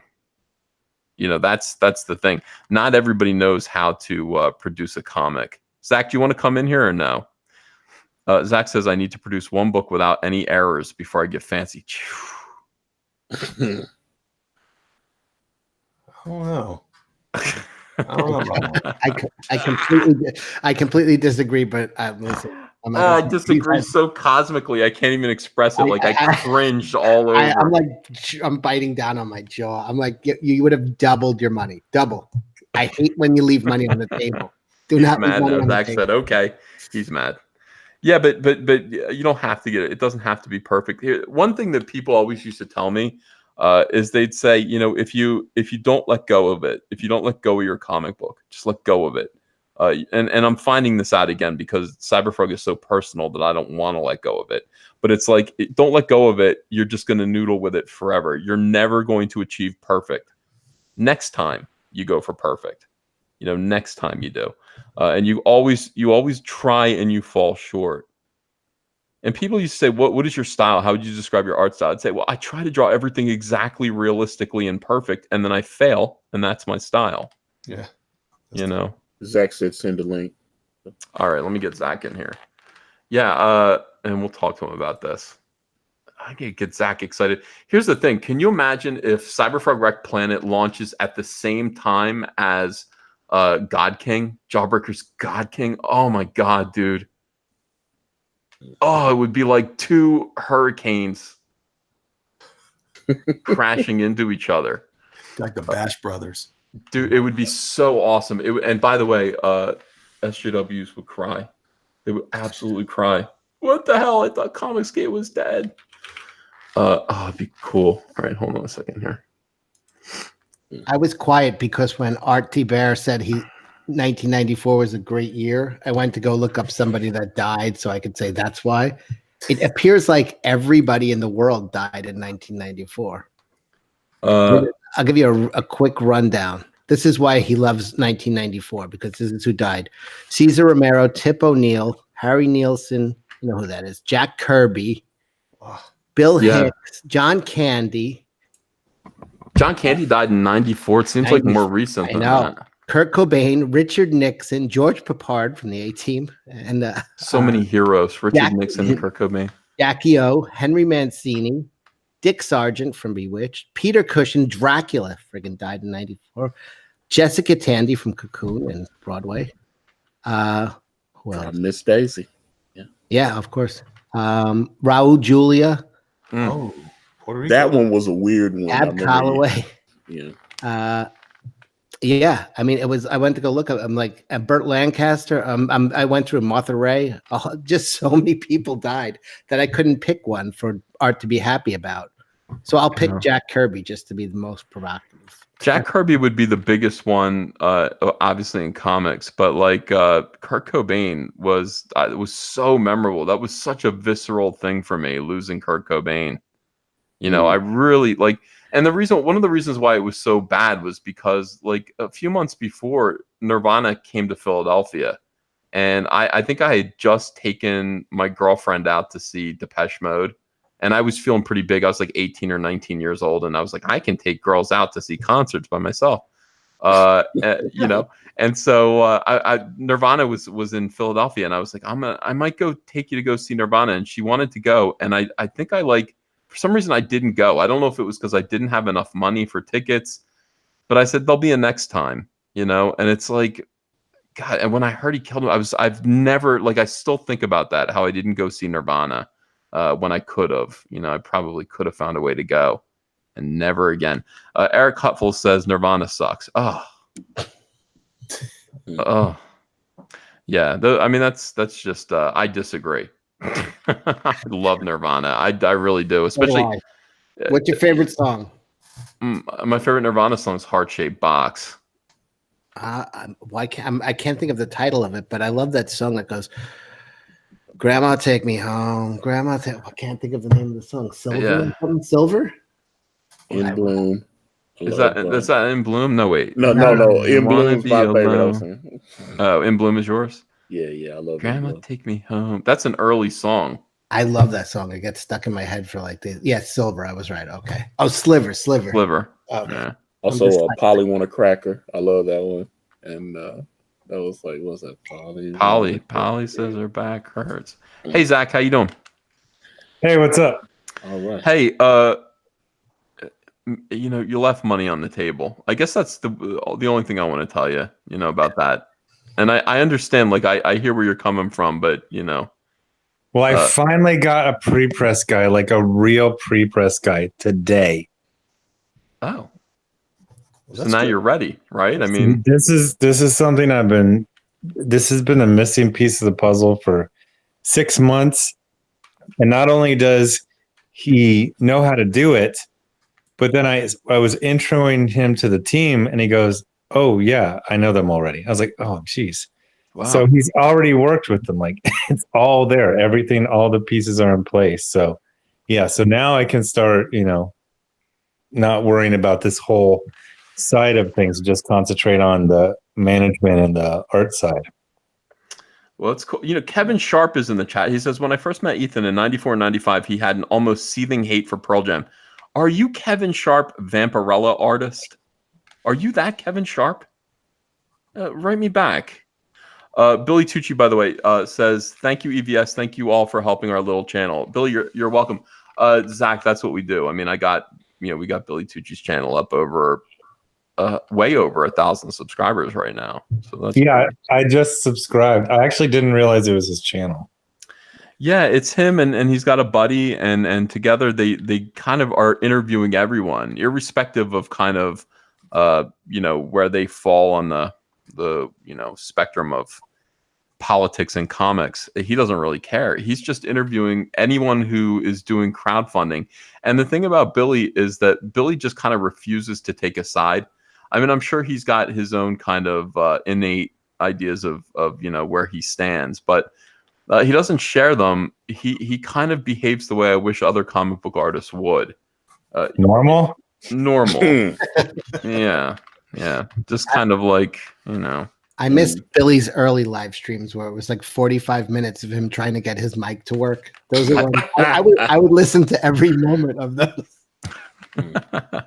It's more fun when Billy does it. He'd be like screaming to his son to come in the room and help him. I was like glued to that shit. And Ethan, apparently that is your Kevin Sharp. Old Harris days. Kevin Sharp was an artist when I worked at Harris Comics on Cyberfrog. Kevin Sharp was there. He was the artist of like 6 issues of Vampirella in a row, which was a heady gig. I mean, that was like, whoa, holy cow. So Kevin, hi, it's great to see you. I've seen you before in the chat, but I didn't realize you were that Kevin Sharp, and we should talk. I want to find out what you're up to. If you're ComicsGate, hi. I'm hearing like dollars floating and cash registers and just like I have worked for you. Kevin's a really good artist. Like he's a really, really good artist. I don't know what he's done since then. But listen, in the 90s, he was kick ass, and I'm sure he's much, much better now. So having Kevin Sharp do some kind of book with maybe one of the writers here, or maybe his own thing, would be ka-ching. Speaking of really good artists from the 1990s, I was just thinking there's got to be all these guys. They're not that old. What are they going to be, like 48, 49? Our age, yeah. Do you remember Chris Wozniak, who drew Excalibur, like 1991 era? Oh, wow. Yeah. God, I would love to work with that guy. Like, I was obsessed with that art style. Yeah, I mean, there's so many people like that who it's like, what happened to them? Where did they go? What are they up to now? And you always want to find out. Usually when I check on them, they went into teaching or advertising. It's usually not that exciting of a story. I used to look up a lot of the G.I. Joe artists. Like I forget the name. The guy who was the last regular artist on the Marvel run. Mm-hmm. I looked him up, and he's just like a teacher somewhere. Oh wow. Wait, Nasser's in the chat already asking Kevin Sharp to work with him. That's Nasser though. Here's the thing about Nasser. He is a go-getter. Like he's just hell like, you know what? Good artist. I'm gonna go chase him down. Uh but yeah, people are already interested. That's funny. It's like I've seen Kevin Sharp's name and I went, that couldn't be that Kevin Sharp. That's You guys need to like develop a series of toe tapping, like they did in that Minnesota airport bathroom, so you could tell who's ComicsGate without them coming out. Well, not like that. I mean, not. Well, that's just the first thing I thought of. Oh no, the toe tapping is definitely no. That's not good. Oh, look at this. Kevin Sharp's in a studio with Brian Shearer. How did we not know this? Why didn't we know? How do you not know that? I didn't know that. I had no idea. You guys do a show together. Oh, it's crazy. I doubt they talk about Kevin Sharp while they're doing paranormal. So I've never heard mention Kevin Sharp, but well, I'm like, yeah, they're trying to find wacky things to entertain the masses on the interwebs. Yeah, we got to do good stuff. I mean, the thing about this ComicsGate is that it kind of rewards quality. At this point, we're just looking for good, talented people, unlike humanoids, which seems to be. Oh my god! Zach, I watched your video, man. Dude, I had to edit that. It was actually an earlier version was up for like 1 second, and I took it down. I was like, "This is 2017," so I edited out about 4 minutes. But it's one of the most fun videos I did, even in the edited version. But it's insane. Like, can you imagine? They're just trying to buy their way into Hollywood. They're just like, it's all these French guys are like, oh, this is Mark Waid. He created The Flash, Captain America. And then he's just like, I'm going to hire all the Twitter enemies of my Twitter enemies.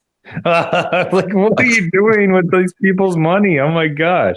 Dude, it's all about you. It's all about you. It's amazing. And then they have a book named Meyer. Like, how? Like, stop it. Let me out of your head. So Mark Waid, for those who are listening and don't know what this is about, Mark Waid is no longer really working in the mainstream the way that he used to, but he is what, EIC over at Humanoids? Or what is his title over there? Director of Creator Development. What does that mean? It means that you can have a tantrum and you don't miss board meetings because you're not technically on the board. You just walk around in your office. Let's see. Hold on a second here. Logan Michael Anti-Funko Pop says, how drunk would you have to be to buy a Funko Pop? I usually pretty drunk. I would have to be out of my mind. Yeah, I don't buy Funko Pops. I don't see their appeal. Yeah, so Mark Waid is basically just hiring people who hate you and me. Troll hires. Literally troll hires. It's just unbelievable. And so he's got Mags Visaggio, of course. He's got Kwanzaa. Yeah, it's the Legion of Doom he's building over there. Oh my God! Why would you put Kwanzaa anywhere? Why would you put him in? What if we teamed up together? We could take him down. Wait, are they all working in the same place? No, it goes like this. With our forces combined, we can sell 2,000 copies per month. That's it. That's what it is. It's unbelievable. I mean, is he trying to make up for Strange Fruit? Well, then he fired the black woman that he hired because of her tweets. Like, Cheryl Lynn Eaton is a tweeter. She tweets. That's it. She's a horrible wretch, by the way. Cheryl Lynn Eaton, she's always writing stuff about me. And I'm like, who are you? Who this bitch? Come get her out of here.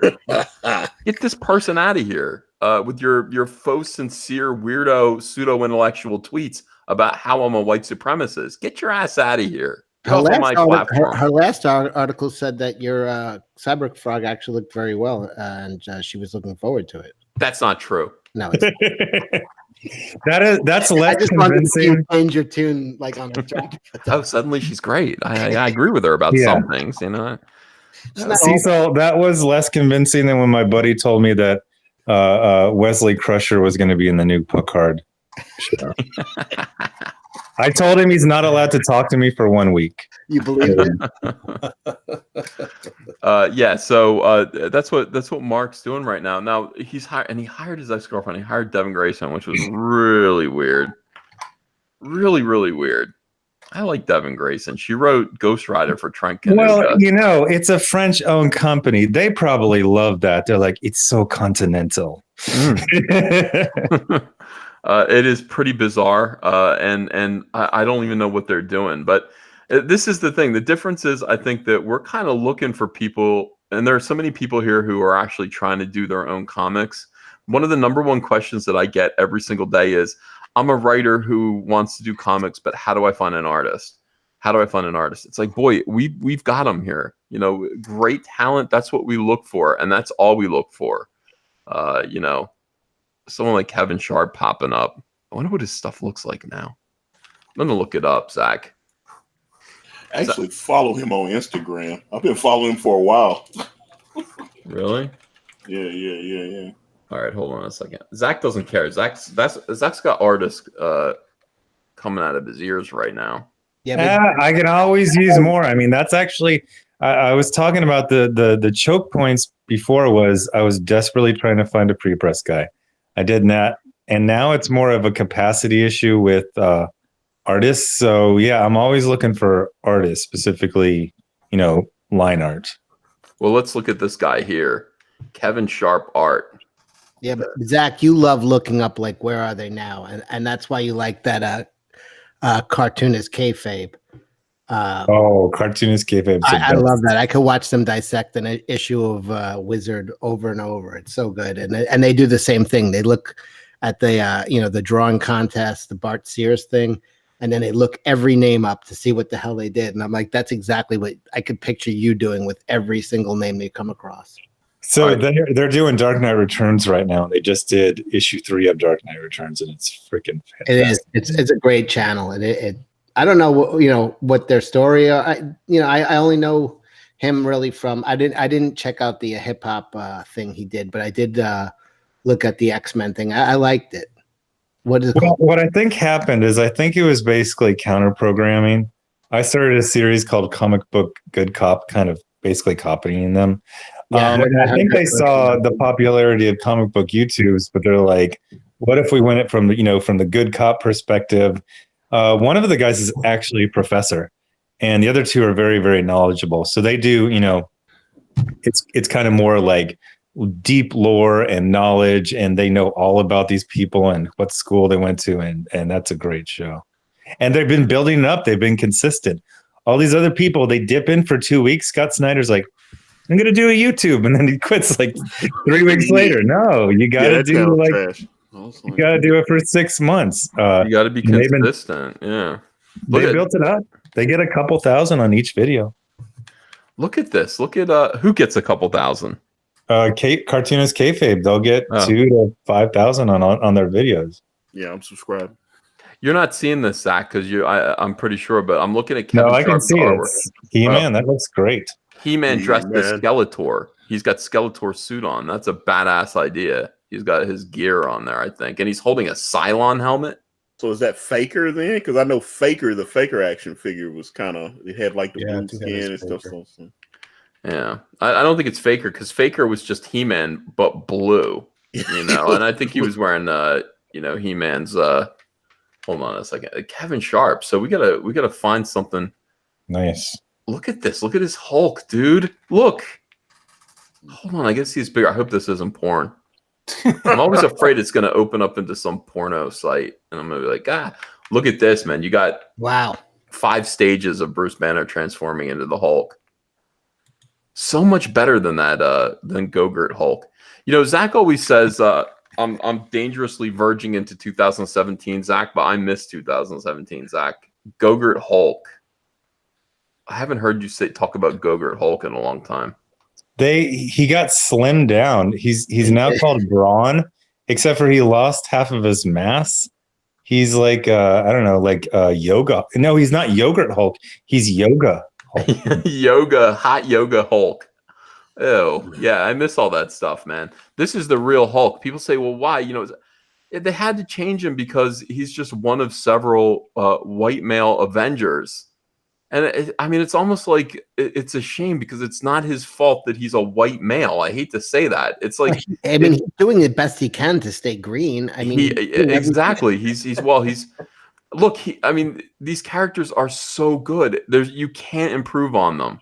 I know that you think that you can, but these meatheads cannot improve on these characters. They were so well devised, and they've been through. They've been in so many like incredibly bright, creative hands. The Hulk has become like a metaphor for so many things. He's so meaningful. The idea that you would just turn him into some Asian kid that enjoys being the Hulk and think that's going to work. Do you remember that the picture from a convention probably like 4 years ago, and it was this proto SJW, and she had a picture that said "Read less, white males"? Yes, that might have been like the Typhoid Mary of SJWs. It's possible. They had Zach. They went around to like a reading convention, and they had all of these SJWs take pictures of themselves making snotty looks, like snotty facial expressions, and holding up a sign that basically told white people to kill themselves. Hey, so I caught a little bit of your stream earlier today. Yeah, because you said snotty expression. So the thing back in the day, you know, from people our age, you know, you would say if someone was really arrogant, they were just hiding, you know, inferiority complex. I actually don't get the feeling. I think these current crop of SJWs, they literally think they're superior. Like that person was just looking down their nose at you and sneering at you. Yeah. I got, I have to say a lot of people sent me messages today saying I really despised the way that person was saying, Ethan. Now that's a power move. Saying your name in the middle of a conversation is a power move. Yeah. I find it funny to be condescended to by SJWs. It's just I kind of, I guess I'm used to it. But yeah, like a lot of people saw it and really didn't like it. And that was probably the number one most consistent comment that I got from people. Like, how dare this person talk to you that way? And but this is the way they are. I don't know. I thought she was adorable. I know. So did Ro. Ro was like, "Hey, baby, hit me up." I don't. What did you think? What was your overall takeaway from that? My takeaway was going away. I just clicked off immediately. So did I. Oh. I tapped out pretty quick. I was like, what the 50th time she was describing what a pure scum versus a turf. I was like, okay, we get it. Do you notice how many different terms they are for like, I hate you, but I hate you in this way that's distinct from the way that I hate other people? Yeah. Like they have infinite ways to hate, and they want to keep them distinct. They also have infinite ways to not be funny. Like everything she thought was funny with like, I have an incel game. This is an incel who's insecure about their wrists. I'm like, who gives a fuck? Yeah. You know what that is? That's like, you don't have a friend. A friend would say, shut the fuck up. Like, you know what I mean? That tells me you don't have a friend. You know what? And it's funny because Renfamous was on this person's show, and I kind of listened to it. I scanned through it listening for my name, which is like every 5 seconds. And I heard this person playing that game with Renfamous, where it's like, okay, so one of these isn't true, A, B, or C, or D. And Renfamous played along. I was like, oh my God, agony. And then they did it on my show, and I was just like, so which one of these isn't a thing? An incel that thinks he's not getting laid because of his thin wrists. That's A. B, thin ankles. C.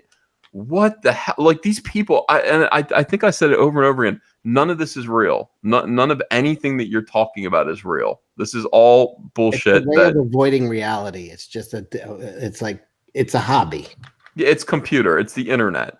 Like this is like a weirdo world that exists only on the internet. And if you just step away from Twitter, like I wish Zach would, I wish you would just quit Twitter. Then you wouldn't have to deal with this as much. You would realize the world is kind of a bigger, healthier place. Zach tells me every single day to get off of Twitter. He's told me a few times too. I haven't listened to him yet, but I see how much happier he is though. So. I don't know if he's happy. Dude, my next 2 books are like Ironsights 2 is halfway done. God King is like 75% done. Yeah, I know. You're productive, but look at Elliot Hernandez drawing while we're all chit chatting. Oh yeah, that's great. Yeah, Elliot is amazing. I'm I would agree with practicing this that. black paper. I'm surprised there hasn't been a Hulk storyline where the reason he turns into the Hulk is it's a manifestation of his white guilt, and that's why he turns green. There's really no reason for him to turn green other than maybe that would be the Hulk is manifestation of white guilt. Mm. Well, you could take that, Marvel, by the way. Well, they probably will. Cecil, I mean, that's the sad thing. All right, I want to show people this. Hold on. Oh, wait. If you have Hulk manifest the ultimate form of white guilt, who's going to be the creative director of Humanoids? I love it.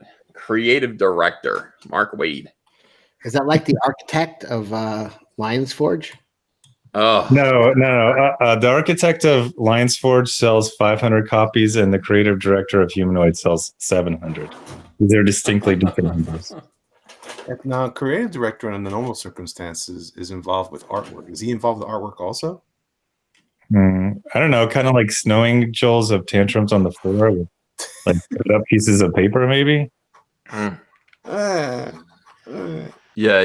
I don't know why this keeps happening, but I think once you reach a certain point in comics, it's just like, the road down, the road home, the long descent into retirement. They just let it last a little bit. I mean, creative director of Humanoids. I can't. I mean, they don't make enough lithium. I'm really. That's so it's so depressing. It's just like God. All right, let me show you this. This is my next campaign, I think. So we're going to be doing a Cyberfrog card set, Zach. I don't think I told you about this. We're going to be doing a Cyberfrog trading card set that is going to be entirely awesome cards. In the old days, you would buy a pack of trading cards, and if you bought 600 packs, you might come across one special card. So these special cards ended up costing you a ton of money. Well, these Cyberfrog cards are going to be unique because every single pack of cards is going to come with two. Can you get my fingers in there?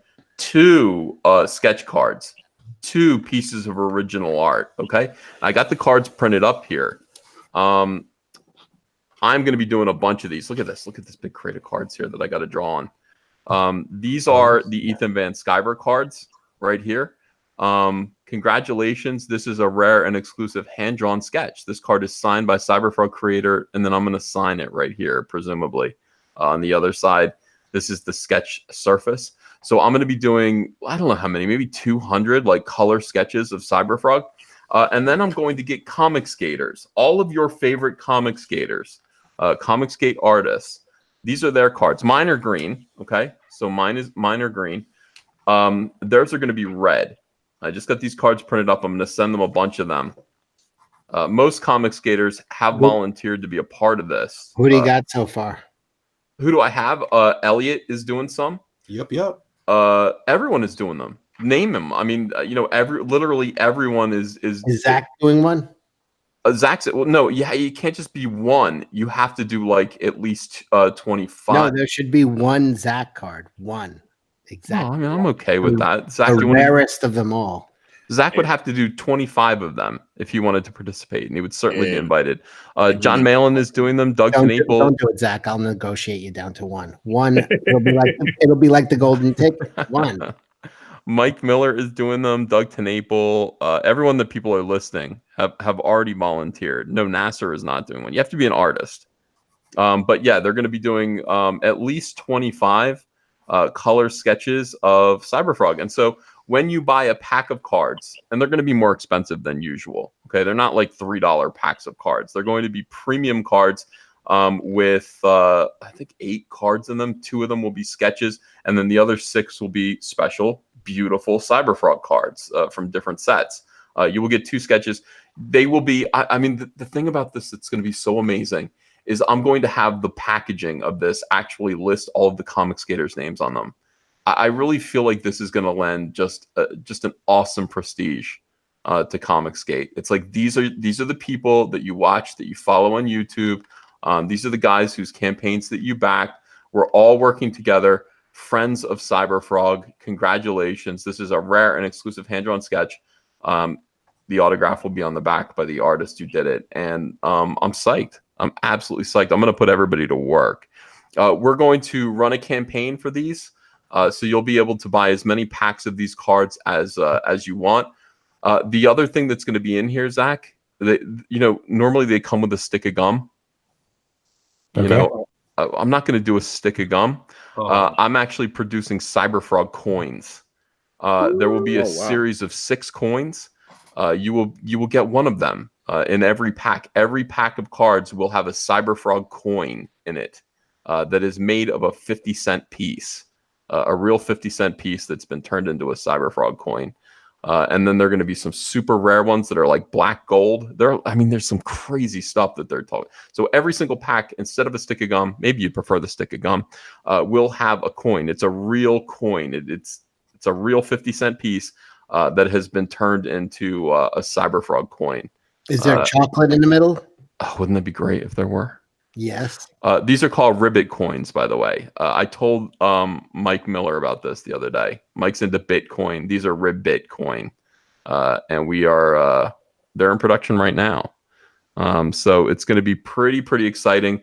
These are trading cards, packs of trading cards for grown-ups, essentially, for real collectors. I'm psyched. What do you think of that, Zach? Are the other cards going to be like regular cards, like the one from Graveyard Shift? Yeah. Okay. So yes, they are. They're not going to be regular. They're going to be like, I think 18 base cards. So there's an 18 base card set, but I think each pack of cards only comes with 2 of the base cards. The other cards are going to be special. They're all going to be special in some way. They're going to be autograph cards. They're going to be special puzzle cards. They're going to be, I don't know, diamond encrusted cards. They're going to be all kinds of different like specialty cards that come with this, but they're going to be like 2 regular from the base card set that you'll get. And I think you can buy these by the crate. I think you'll be able to buy a whole crate, but most people are probably only going to buy 1 pack of these cards. The whole campaign will be up in any case, and we're going to have some sort of set where you can make sure that you get all 6 coins. I don't know. It's gonna be work to put this together, but once this trading card set goes through, it's going to basically be the model for other people to do the same thing. So Zach, if you want to do Jawbreakers trading cards, you'll be able to do the same thing. And everybody that has their own, property that wants to do trading card sets can do it. I'm already confused, but I did collect Jim Lee X-Men cards from like 1991. Yeah, those were awesome. Yeah, I love it. Hey, Edwin, how are you? I am doing fantastic, brother. Me too. This is quite a day. It's quite a day. We've got ComicsGate here. We are closing out Cyberfrog Blood Honey tonight, or actually tomorrow. Brian Urso, $22, says Gideon's Mob debut album out now on iTunes, Amazon, Spotify, Google Play. Progressive rock music at its finest. In the studio, almost done with album 2, which contains the 15-minute ComicsGate story Into the Shadow Realm. So, Brian Urso has been working on this rock opera CD that's kind of about us. That's super cool. Have you listened to it? No, not yet. I'm gonna have to. I'm gonna have to listen to it. How many super chats does this guy have to send you before you listen? Well, I'm afraid, honestly. I don't know what a song that is kind of about us is gonna sound like. What do you think it's gonna sound like? Is it gonna sound like Yes? I think that's what you're afraid of, isn't it? Yes. Frankly, a little bit, yeah. No, I'm sure it's going to be great. I'm sure it's going to be awesome, and I will check it out. Maybe I'll check it out tonight. Yeah, Edwin, what did you think today? We're talking about my fantastic interview. That was challenging to listen to. My interview with a trans anti-comic skater, Alexis Filth, of the Filth family, of the Boston Filths. Oh, is that right? Oh, and I made a mistake because I was listening at work, and I went and looked up her Twitter, and she said, "Oh," and I had on her profile it says she has a not safe for work Twitter. Yeah. You do not want to click on that. Are you kidding me? Joking. No, Oh, you do not want to see that. Some stuff just can never be unseen. why did you look, Edwin? I don't know. I wasn't really paying attention. I was like, okay, maybe this is where she's spicy, and it was way too spicy for me. Oh, it's awful. That's more war campaign territory than boomer territory. Yeah. Well, I was proud of everyone for how they behaved. I mean, here's the thing. First of all, this person is clearly anti-ComicsGate. This is the type of person that bothers us on Twitter. And she wanted me. By the way, she said over and over again, she said, non-binary. I'm non-binary. I said, yeah, me too. So I wanted her to understand my non-binary status, Edwin. People will respect my pronouns, and I hope you are the single largest advocate for trans people in the comic book industry today. This is known. You know what? That's a fair statement. I never thought of it that way, but I think I will actually start to say that. I am a hero to the LGBTQ community and probably the biggest advocate for trans trans rights or trans artists. I mean that as far as efficacious, not like 4XL biggest. Oh yeah. Well, I get that one too. Probably I know that one too. At this point, I would describe you as an artist, probably third or fourth. First, I would say LGBT activist, hero to the trans community, and also a comic book artist. Trusted member of the media. Trusted member of the media. And Trans-Siberian Orchestra as well. Yeah, people were saying Ethan's trans fat. I was like, what the fuck? There are rude people in the chat today taking shots at me. Like, look, I gave you why take shots at me? You've got an anti-comic skater right now who is saying Ethan, and you're taking shots at me. Where's your loyalty? How dare you? Ethan, I have a proposal for Zach. You, instead of the 25 cards, if he wants to participate, you do the 5 cards, and it's just like Willy Wonka. Those are the golden cards, and each of the 5 of those gets to go on a lunch with Zach for what we will bill as the most awkward lunch of all time. And that, and he will cough the whole time. It will be awesome. Is that down for that? Ethan, I did feel some sympathy for your guest. Okay. Because, and I don't know why this is always the case, and there seems to be a pattern of this. If I remember from the conversation right, Alexis said that she is about 6 or 7 months behind comic books.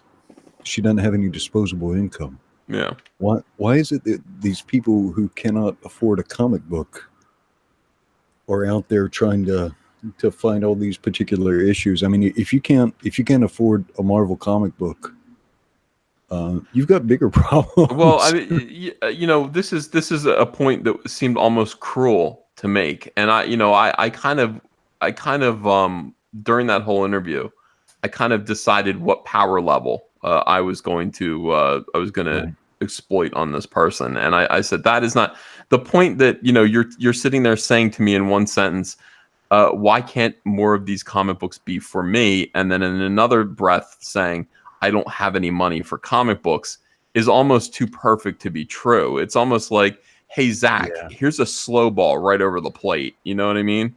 Smack this over the wall. I didn't mean that as disdainful, but it's like they're trying to change the world, and they can't even organize their own lives just to have.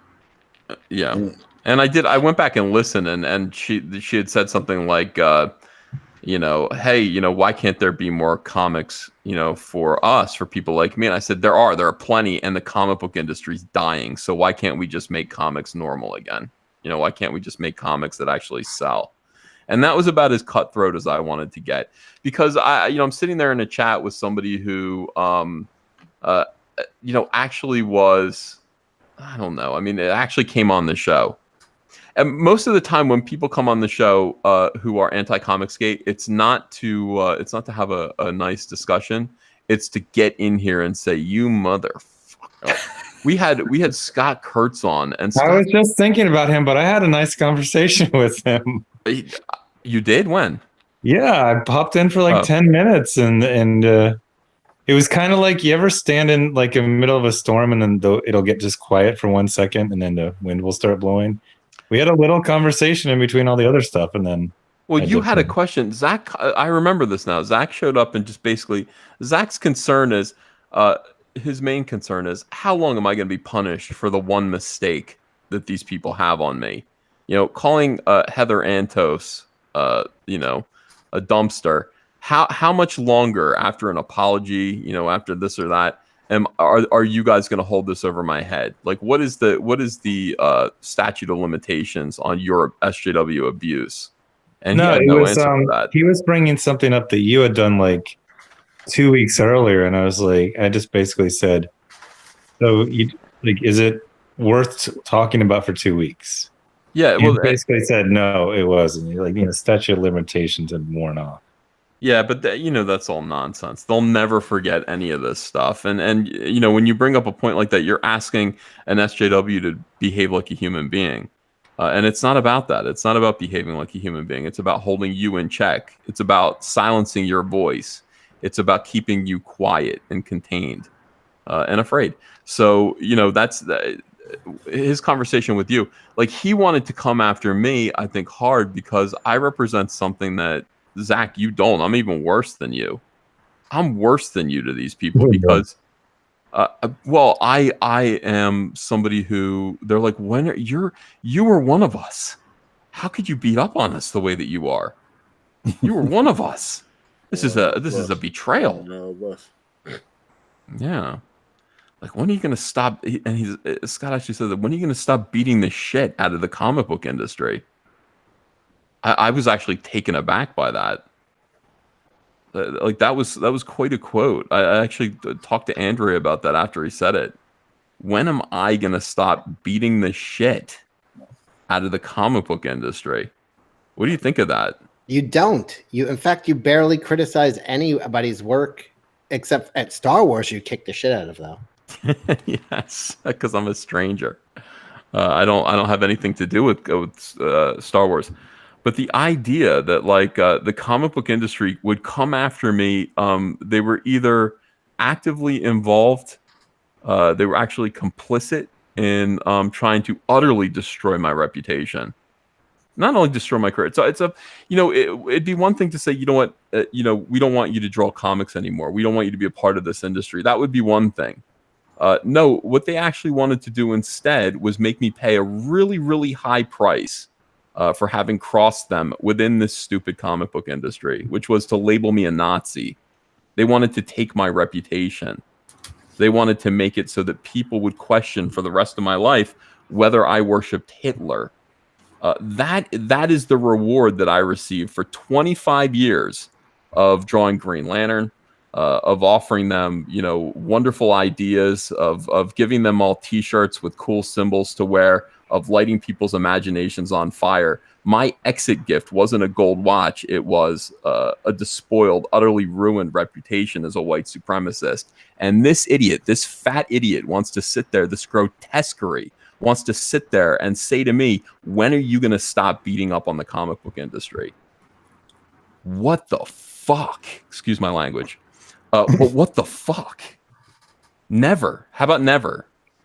How about I will always be here? I will always be here criticizing the comic book industry for its sins, because I'm a victim of the comic book industry's sins, and you know, in a way that you know, is just unrecoverable. The idea that there will always be people wondering if I am a white supremacist is unpardonable.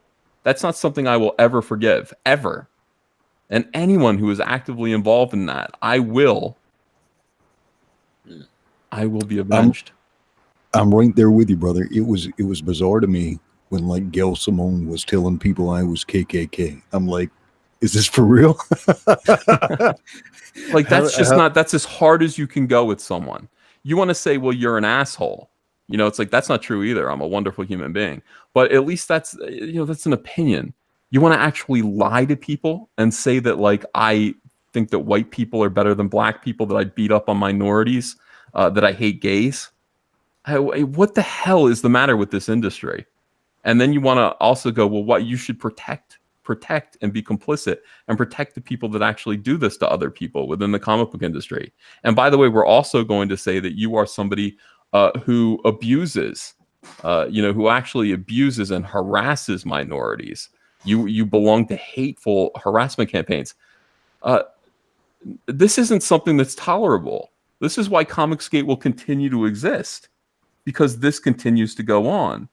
And this is far too great of a price to pay for running afoul of radical weirdos within an utterly frivolous entertainment industry. Imagine that. I just want to draw comic books.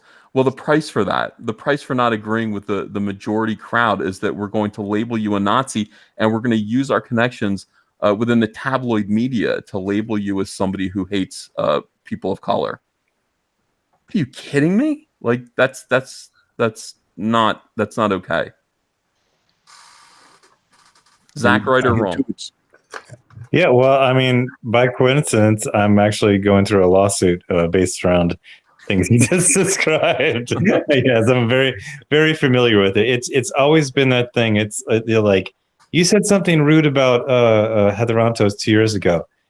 Yeah, well, she did say I supported the KKK. You know, the rude thing I said about her will not prevent her from getting jobs, renting an apartment, buying a condo. But the thing that she said, and that Mark Waid said, and all these other people, will hurt me for the rest of my life. So if you want to hurt me for the rest of my life, I feel like you can pay damages for the rest of both of our lives. 100%. You know, here's what happens. I actually have to remind people, you know, about this. You made videos critical of the terrible mistakes and terrible behavior that was going on within Marvel Comics on the internet. Social media had become a cesspit. Diversity in Comics, Captain Cummings, you know, Doug Ernst, Englentine, they were there putting out these great videos that people were watching and saying, yeah, I feel that. You're right. You're right. It's not right that these people are behaving this way just because they have these microphones. They have the, you know, they have the, you know, the clout to be able, that they're abusing, to call fans names and to block them and brag about blocking them and tell them that they're not invited to support and buy these comics. It's not right. And for that, they hunted you down.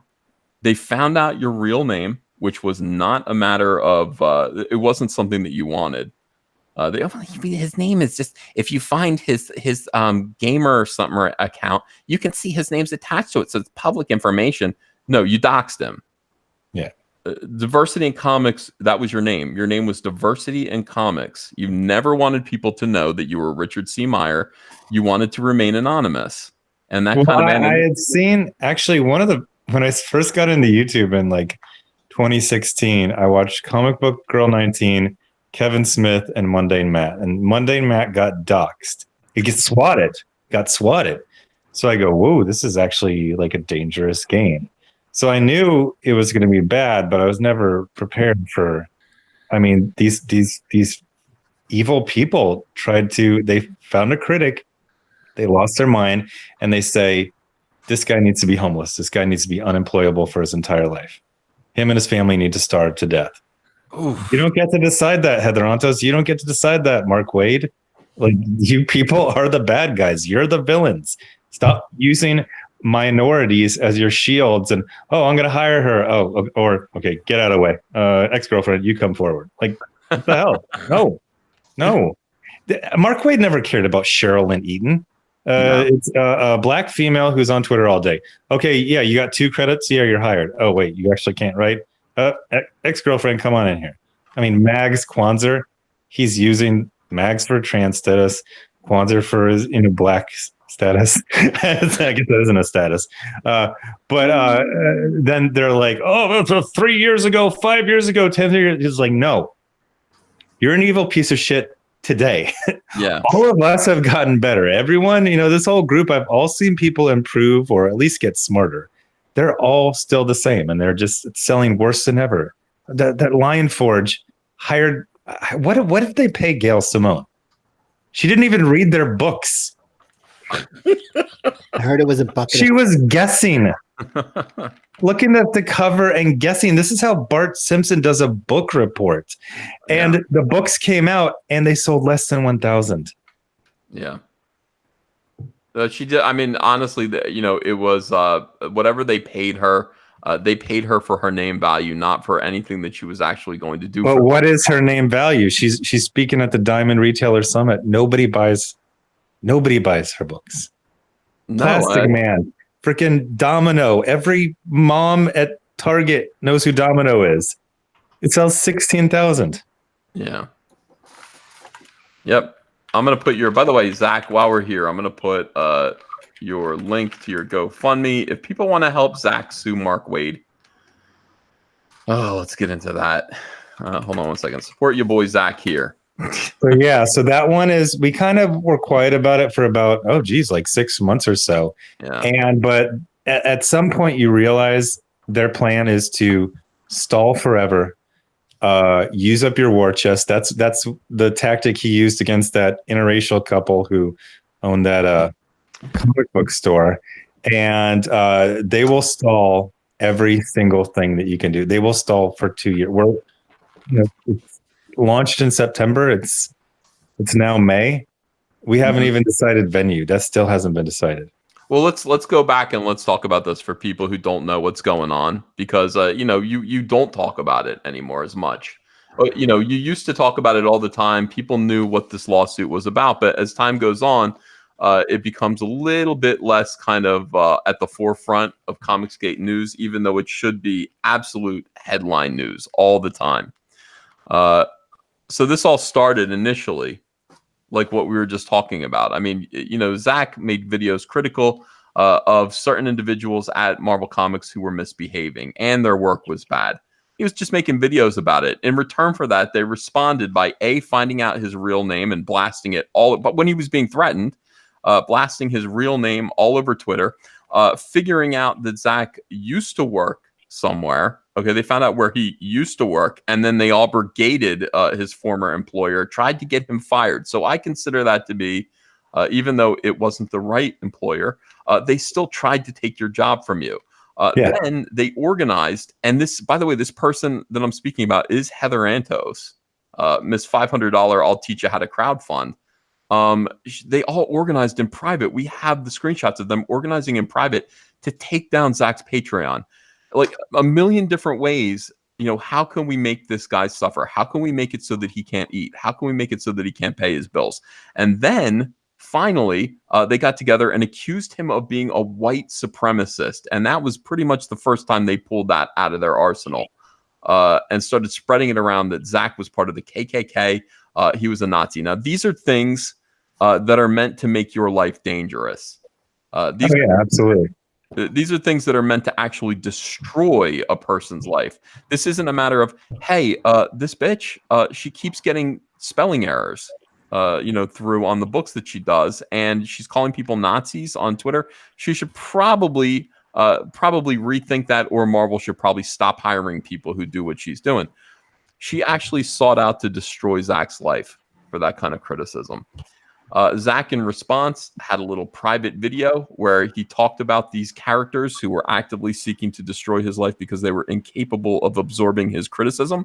And he called her a cum dumpster based on the idea that, look, why is Marvel full of all these fat old men in seniority positions who are all hiring hot young chippies to be their assistants? It's a little weird. It's a little weird that there are no male assistant editors and there are no female editors. It's just all big, fat, old, editors who are hiring young, hot assistant editors. Oh, yeah. That Zach's comment calling this woman a cum dumpster seems to be, to me, hey, she tried to destroy my life and ruin my reputation as a Nazi. I called her a whore. Zach, how dare you? I'd actually like to clarify on that one, because, and correct me if I'm wrong, but that was actually not the tenor of it. That phrase, it comes from my time in the Marines, and it was used when it was used with men, because I was in the Marines, I was in the infantry, and it meant you were useless. Heather Antos would do things like not know when the book based on her would come out, and then she would get snotty with the person who would ask. I mean, you remember all the videos from me and Captain Cummings from 2017. They would misspell like really basic, like fourth grader words. And then when asked of it, Tom Brevoort would say, well, there's been typos in comics since the 1930s. It's like, dude, always said there that. wasn't spell check in the 1930s. Come on. Like, you're hiring people who are not qualified for most likely woke points. And then they know they're hired for the woke points. So there's no standard of behavior. They chase away. One of the biggest things is that this the milkshake thing was the week before Secret Empire launched. Secret Empire was supposed to be the biggest thing for Marvel for sales in 2017. And it was a complete flop because the entire industry stopped operating to protect an unqualified, vicious woman who tries to destroy critics for getting mildly roasted. This wasn't even the dark roast. That was for Milkshake Girl. That was for a fake geek girl. Fake geek girl. She tried to destroy your life. That's I said fake geek girl, and the entire industry stopped because I said fake geek girl. Like, come on, this is insanity. Zach's entire criticism of her was she doesn't care about comics. She's pretending to care about comics in this dream job, which to her is just a stop on her way to something else that she'd rather be doing. And all these things. I came up with this analogy, and it was, I don't know. So you remember the 70s and 80s and going to your friend's house. And one of the things I remember about a house in the 70s and 80s is, you know, how everyone has cheap crap furniture. It's all IKEA stuff for $40. Back in the day, the pride of every house was nice furniture. No matter how poor the family was, you would save up and finance like a couch. And this is all these people, they're using the comic industry, which is kind of this beautiful thing, but it's not that sturdy. And they're using it to get to greater heights. I could never really comprehend why Mags wasn't utterly humiliated by her 3 years of consistent failure. But what she had a goal. She had her eye on the prize. Her eye on the prize was her identity times the media coverage equals I get a movie or TV deal. That was it. That's why it was throw 13 different independent IPs from whatever trash company. And eventually somebody will buy something because of, reasons X, Y, and Z. So these people are just standing on comics. Heather Ansos decided her being a fake geek girl was more important than her company and her employer having the biggest sales accomplishment of the year. They built up Secret Empire for like a year and a half. And it was just trounced because my fifis were hurt. That's what it was. So basically, that's where all of this comes from. Now, Mark Waid saw all of this. Well, why hasn't Mark Waid stolen her away from Valiant? Yeah, that's a good question. Putting a dream team together. That would be incredible. That's like the '92 Olympics without Jordan. You got to get him on a team. That would be absolutely. More realistically, I don't think Humanoids is meant to exist in any way besides 3 Hollywood Reporter articles and Netflix hopefully buying it. They had that TKO comics. And do you remember TKO? Vaguely, yeah. It still exists, doesn't it? It was only 6 months ago. They announced it. It got its New York Times article, got its Hollywood Reporter article, and then nothing. It just disappeared. The same thing with Artists and Artisans or whatever. Every 3 months, some trash company comes out begging Netflix to buy all their properties, and then it disappears. And here's Humanoids. Everybody wants to be Mark Millar. By the way, that Jupiter what is it called? Jupiter Rising? Is that the one you're always going crazy about, Zach? Jupiter's Legacy. Jupiter's that's coming out on Netflix. Is it? Yeah. Mark I Miller. haven't seen anything.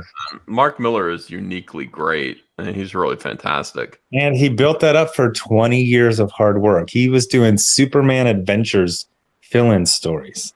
Yeah. He worked for 20 years. But by the way, when you brought up Captain Cumming before, I just totally reminded me the young lady you were speaking today with Ethan. Her voice is identical to Captain Cummings. That's all I kept thinking about. Go back and listen. Is it really? It is identical. Oh wow! I haven't heard Captain Cummings in a while. Well, you did today.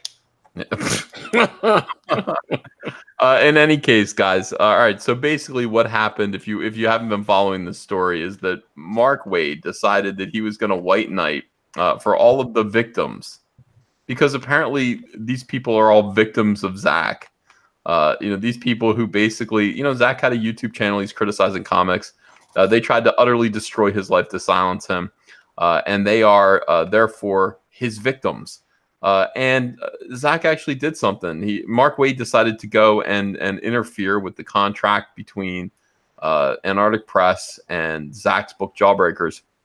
He called up the Dunn brothers and essentially, it's hard to really describe how this kind of intimidation tactic works. But Mark Waid essentially told these fellas, he said, there's a hate mob waiting to tear your company to pieces, and I'm holding them back. But the problem is your deal with your boy Zach. He didn't say your boy Zach. He said Meyer. Your deal with your boy Zach.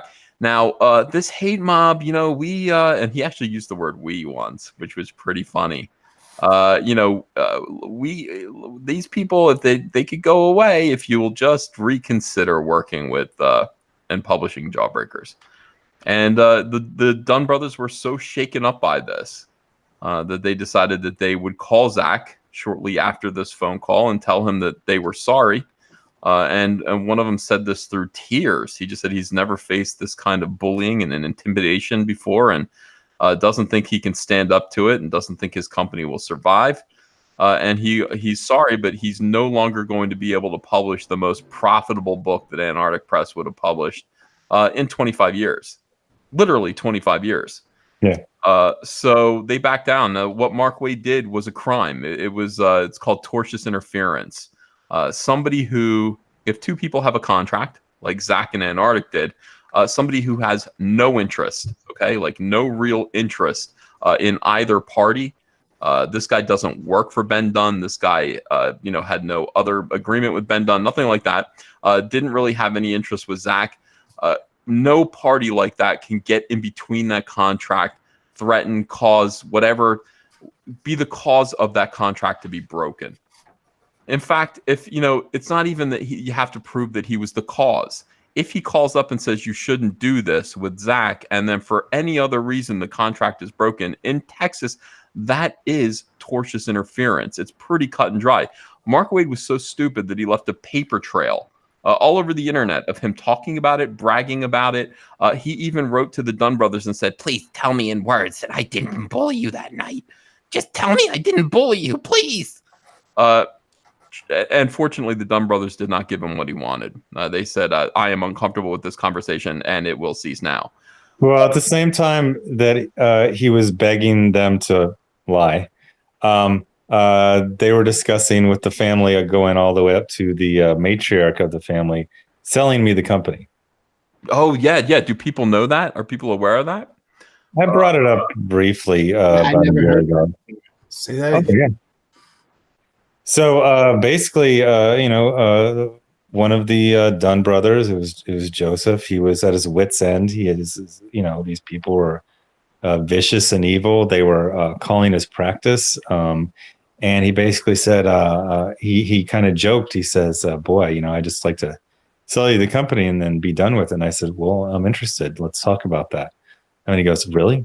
Oh, boy. Well, I have to talk to the family because it's a family business.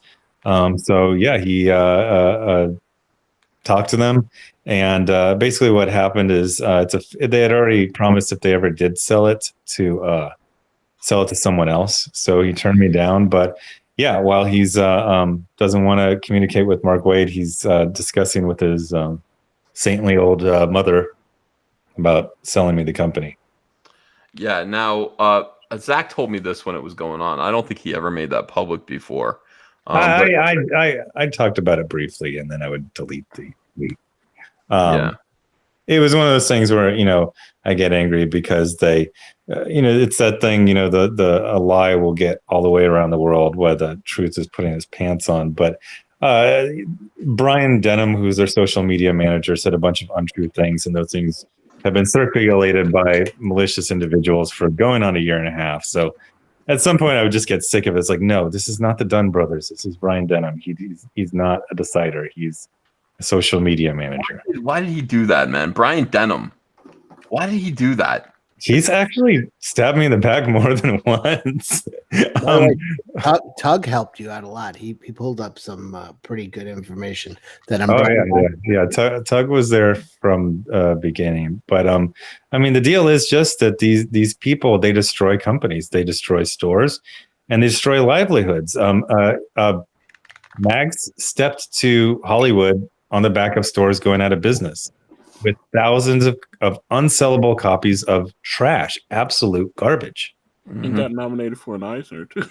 Yeah, of course. Yeah, twice. I mean, all of this was predictable. And, one of the things they said was like, well, is it her fault for taking jobs? Well, at some point, you got to realize the damage you're doing.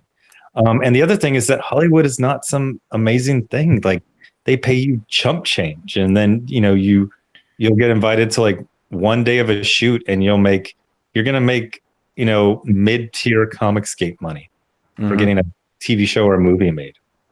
I can't wait till you're throwing your hat on the floor and stomping at it as she accepts her Oscar.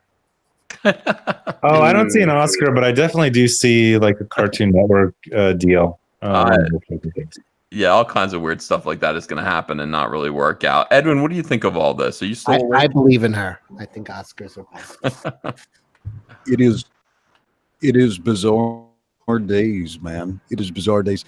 I'm so glad that stuff with Tug came out though, because I was biting my lip on that for a year. I was like the whole time when they're talking about winning, I'm like, no, you're not going to win. And I realize you probably can't talk about that, but dude, I've kind of been in this similar position.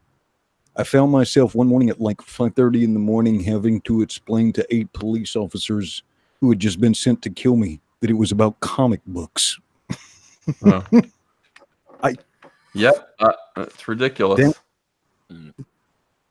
It is the most surreal conversation I've ever had. Someone trying to have me killed because I talk about comic books. Yeah, they swatted Edwin and his wife. They sent armed police and told him that he was a danger to his family. That's what these maniacs do. And fortunately, Edwin is clearly not a danger to anyone. And to suss out the situation and make it nobody was hurt. But very well it could have gone some other way. The idea of Edwin getting hurt or his wife getting hurt is just, again, it's just intolerable to me. All of this is these are things that we're surviving. These are things that we're surviving. Zach being called a white supremacist, them attempting to take away his livelihood is something that Zach has survived. Edwin being swatted, having armed police sent to his house with the intention to do what was necessary to make sure he didn't hurt anyone. He survived that. What they did to me, I survived that. These are things that they're doing that we're surviving now.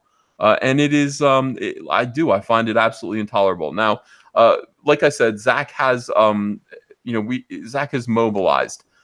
And fortunately, thanks to ComicsGate, he has raised funds to be able to sue Mark Waid. It's very, very expensive. We need $200,000. He raised this much money. We're burning through it on lawyers. I want this I've said this before. I'm going to say it again. I don't want Zach to settle this, and I don't think ComicsGate wants him to settle with Mark either. I don't think Mark Waid needs to get off easy. Mark Waid has had it easy for too long. Mark Waid has been bullying people in this industry, and not just ComicsGate. He bullies whoever is going to get him some positive reaction, a little dopamine hit. Who is the zombie guy? Kirkman? No, not Kirkman. Sujam, Arthur Sujam. Arthur Sujam. Okay, he did all the Marvel Zombies paintings. Now, Arthur Sujam got in a little bit of kind of like little faux pas when he went to a convention, and his display is so big that he took up 2 tables when the convention only wanted him to have 1.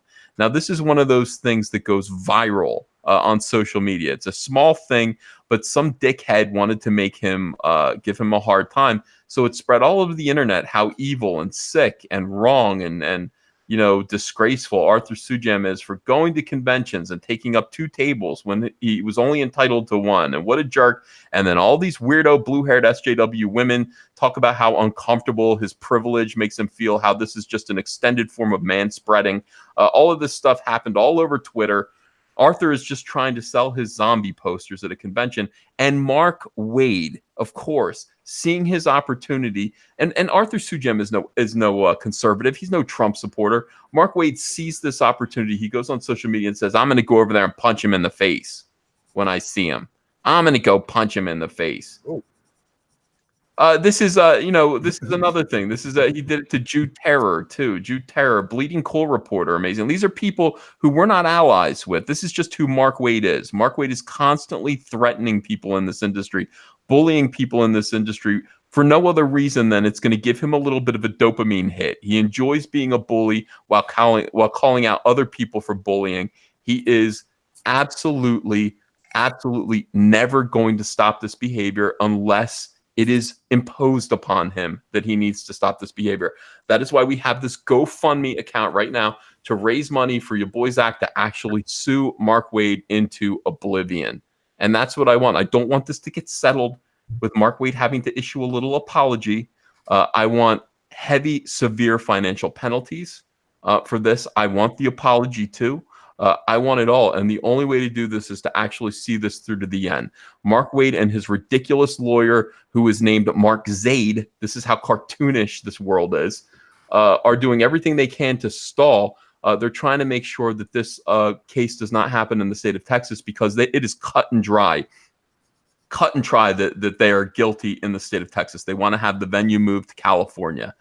It's not going to happen. Okay, it's just not going to happen because 2 parties actually live in Texas. 2 of the parties, the 2 parties who had a contract, both live in Texas. It is going to happen in Texas. And once the judge rules that it's going to happen in Texas, Mark Wade and his stupid lawyer are going to try to settle. They're just trying to see what they can do. This is a Hail Mary shot to see that this case just ends suddenly. It's not going to. And at that point, when the offer to settle is on the table, unless we have the money to see this through and say, your settlement, screw you, you are not going to get away with this. You're not going to continue to bully comic book pros just so that you feel good, you little George Costanza mother effer. It's going to come to an end. This is where it comes to an end. This is where the rubber meets the road. This is the ultimate. This is the battleship of what we're doing right now. This is the battleship of ComicsGate. This case is vital. I'm passionate when I talk about this, and I'm sorry I'm probably shouting. And Andrew is going to say, "You shout downstairs." I'm extremely passionate about this. This is the core of the problem. This is the nucleus. This is the white hot, boiling soy-based heart of SJW Comics. We need to blow this shit up. I mean, really, we need to blow this shit up. If you guys have $5, $10, $20 more to donate to Richard C. Meyer Needs You on GoFundMe, do what you can. If you can't do it today, do it when you get paid. I'm leaving the link in the description right now. So if you actually look at the description, you will find the link to this campaign. So thanks, Ethan. First of all, I want to thank you again for setting this up. I started it without this. Ethan was trying to set it up for, I think, about 2 months. And I was like, no, I'm going to pay for this. And then Mark Wade did his. And of course, the shill media was on his side, just spread his lies. And then I gave Ethan the thumbs up, and he raised like 180,000 in like 2 or 3 weeks. And that sent a little piss shiver through the other side, because they realized they couldn't do to me what they did to that interracial couple, just to threaten them. We can outlast you. I've never been in a lawsuit before. I've actually never had a lawyer before, except for in the 1990s when I got a little street fight.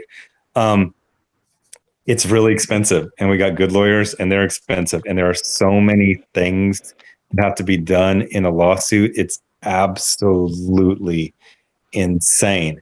So if Ethan wouldn't have set this up, I would have run out of money like 4 months ago.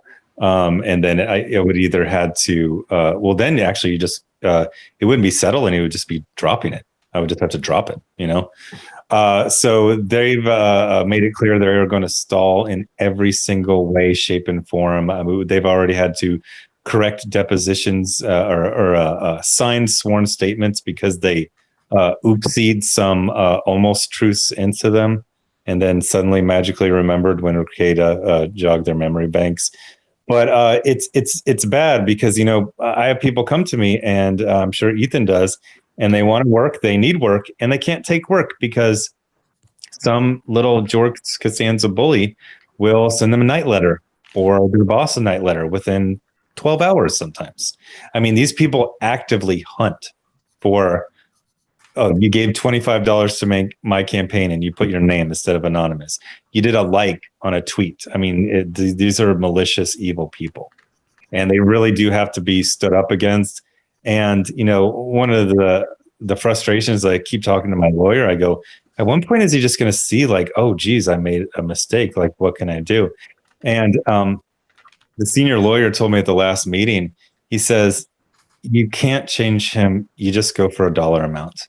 That's what you can do. That's what we need to do. That's what this is. This is delivering that man baby the spanking his parents never gave him. It's on us now. Society has to discipline this weirdo. But that being said, the other lawyer said that he already sees progress because your thing with Dynamite, the behavior was very, very different from most of the usual suspects between what happened to me a year ago. They basically said, I don't like Ethan Van Sciver. He's bad, bad. I'm not going to buy his book. And then they started lowering down. Those people said, I don't have $100,000 to get a lawsuit, so I'm just going to say this and then shut up. And then what happened with their boycott? They stopped talking about it in 3 days. Now, I don't think everyone learned their lesson, but some people have so far. So I consider that progress. Well, I do too. I think everything that we're doing is turning out to look. You can't make a change unless you're willing to fight. We can't change these problems unless we all stand together and actually do try to make a difference. We can do it in a bunch of different ways. First of all, ComicsGate. As consumers, we're demanding accountability from these big companies. I think we're doing something really interesting. I think things are going to kind of change. I'm hearing rumblings of buyback policy. They're doing this Diamond Retailer Summit, and it looks like they're listening. And they're not going to admit it, but they're bringing back good, talented people. Jonathan Hickman, not frauds, not purse puppy frauds, but I was actually too poor to buy comics when he had his heyday like 5-10 years ago, but people talk about him like in awe. Apparently these were like the best Marvel comics of the last 30 years. They're bringing back a lot of people. They're bringing back Sitterson, Bemis, all the big names.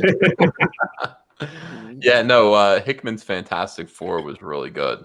Really good. I bought it digitally so that I could carry it around on my iPad. I'm a big Fantastic Four fan, so when somebody does it well, I get happy. I get very excited.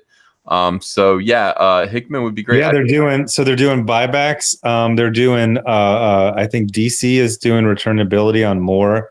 I don't know if Marvel has, but you can see them kind of grasping like, oh, we are supposed to sell books. Like they're almost like it's like the industry had a stroke and they're relearning basic skills. Yeah. So they're actually trying to sell things.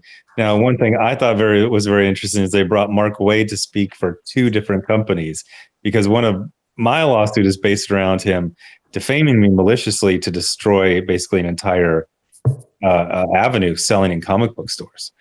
I was just like, I'm sure he's going to pull I'm just an old retired guy. I just draw. And it's like, no, you're the person who gets called up to speak to retailers. So when you lied to retailers, saying I was given the first, last name and personal phone number of every employee at every store that wouldn't hire my book, it looks like you've got some weight, in the industry, and you're known for having that weight, and you know it as well. So yeah, I consider that. I was glad that Bleeding Cool did that article.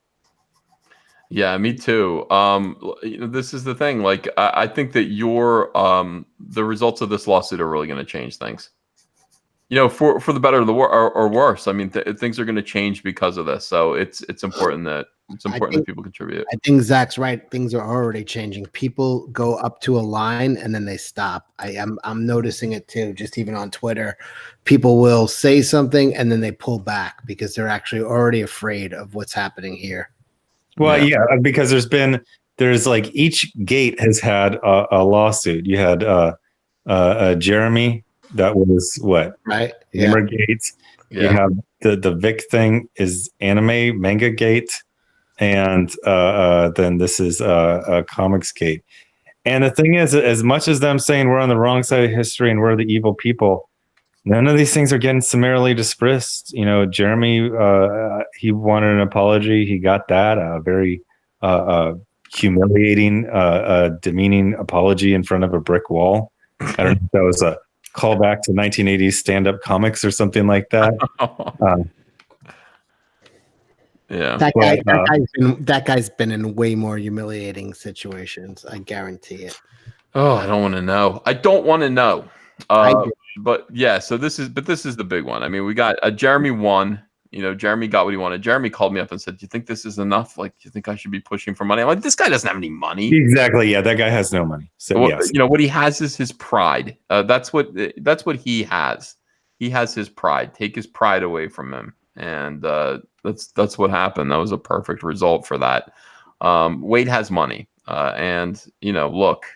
There's not too many more years where you're going to be able to earn money when you're in your 50s and you're here. I mean, the whole thing about this is that people just need to be fleshed out and realize that, you know, social media is not reality. And the way the thing that drives me nuts, and that's why, you know, I keep, you know, I stay in this, is they want their slander and their defamation and their whisper networks. They want real world consequences for their enemies, but they just want to say, white supremacy is a broad spectrum. No, fuck you.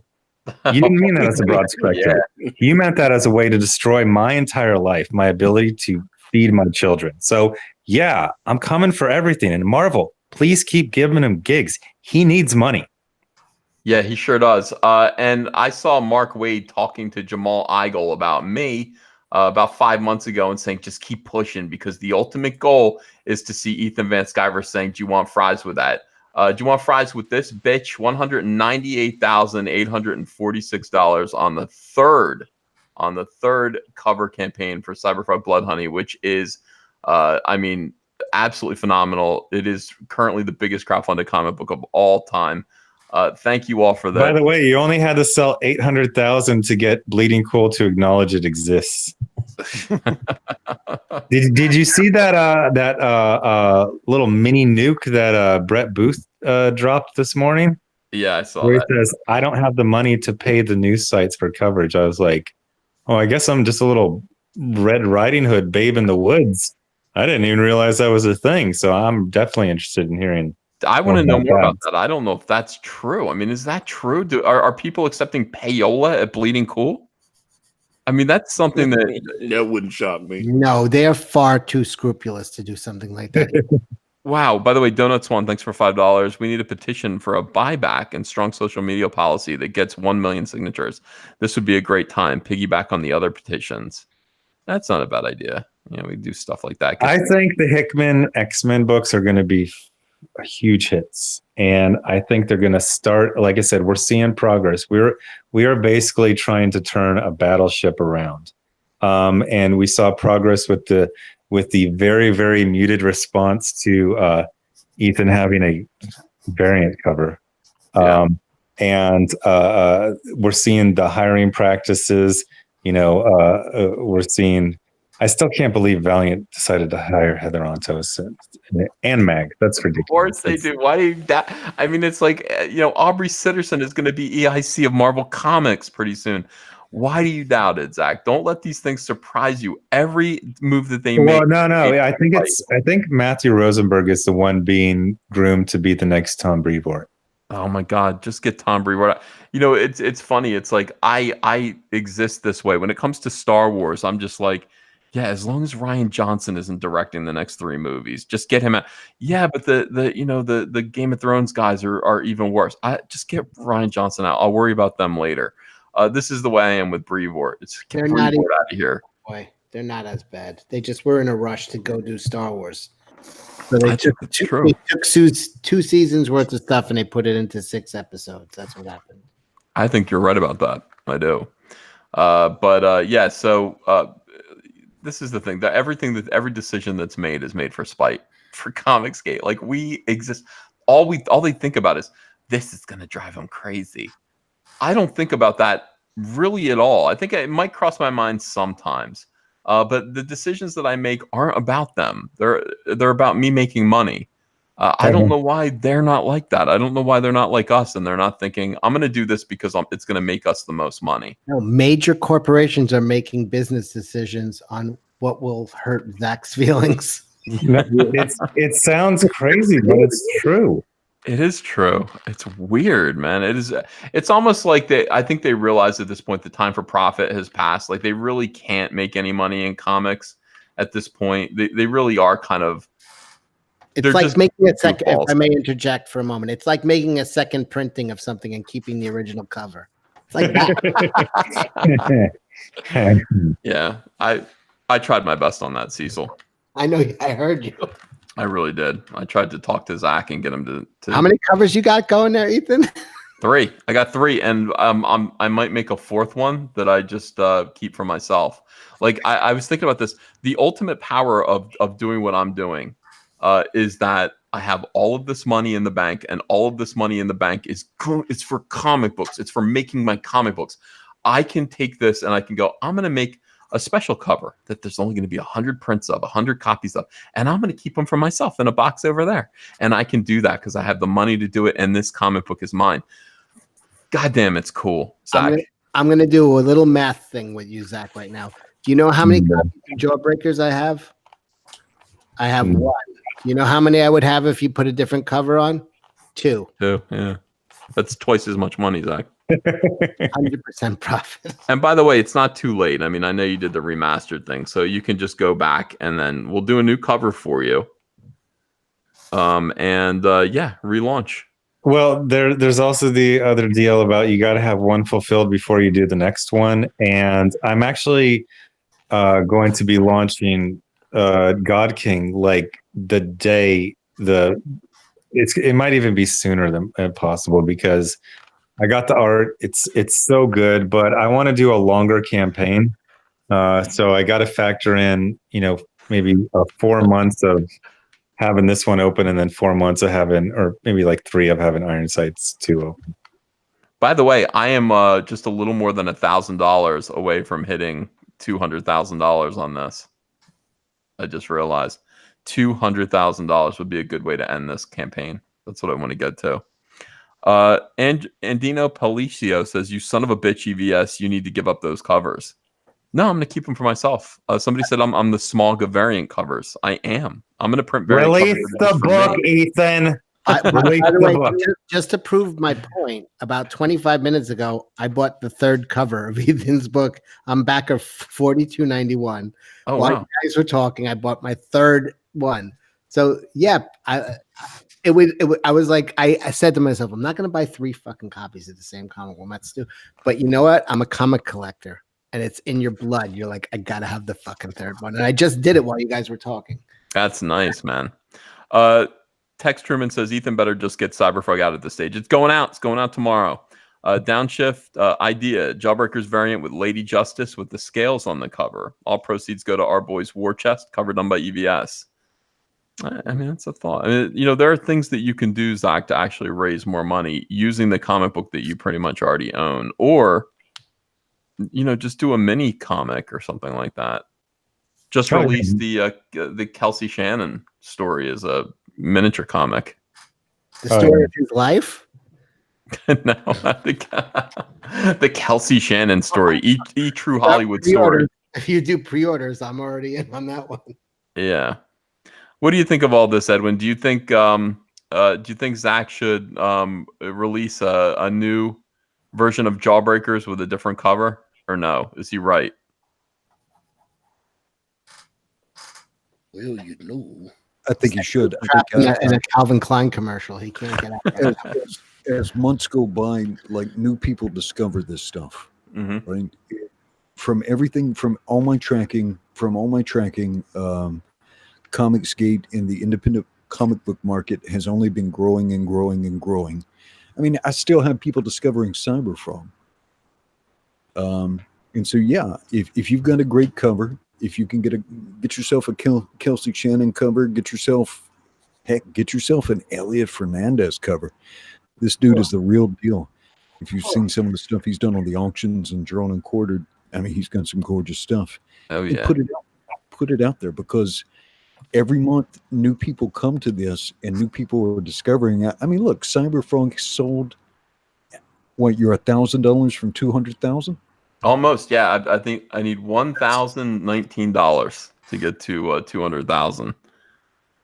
Yeah, that's absolutely amazing. Yeah, run it again. Why not?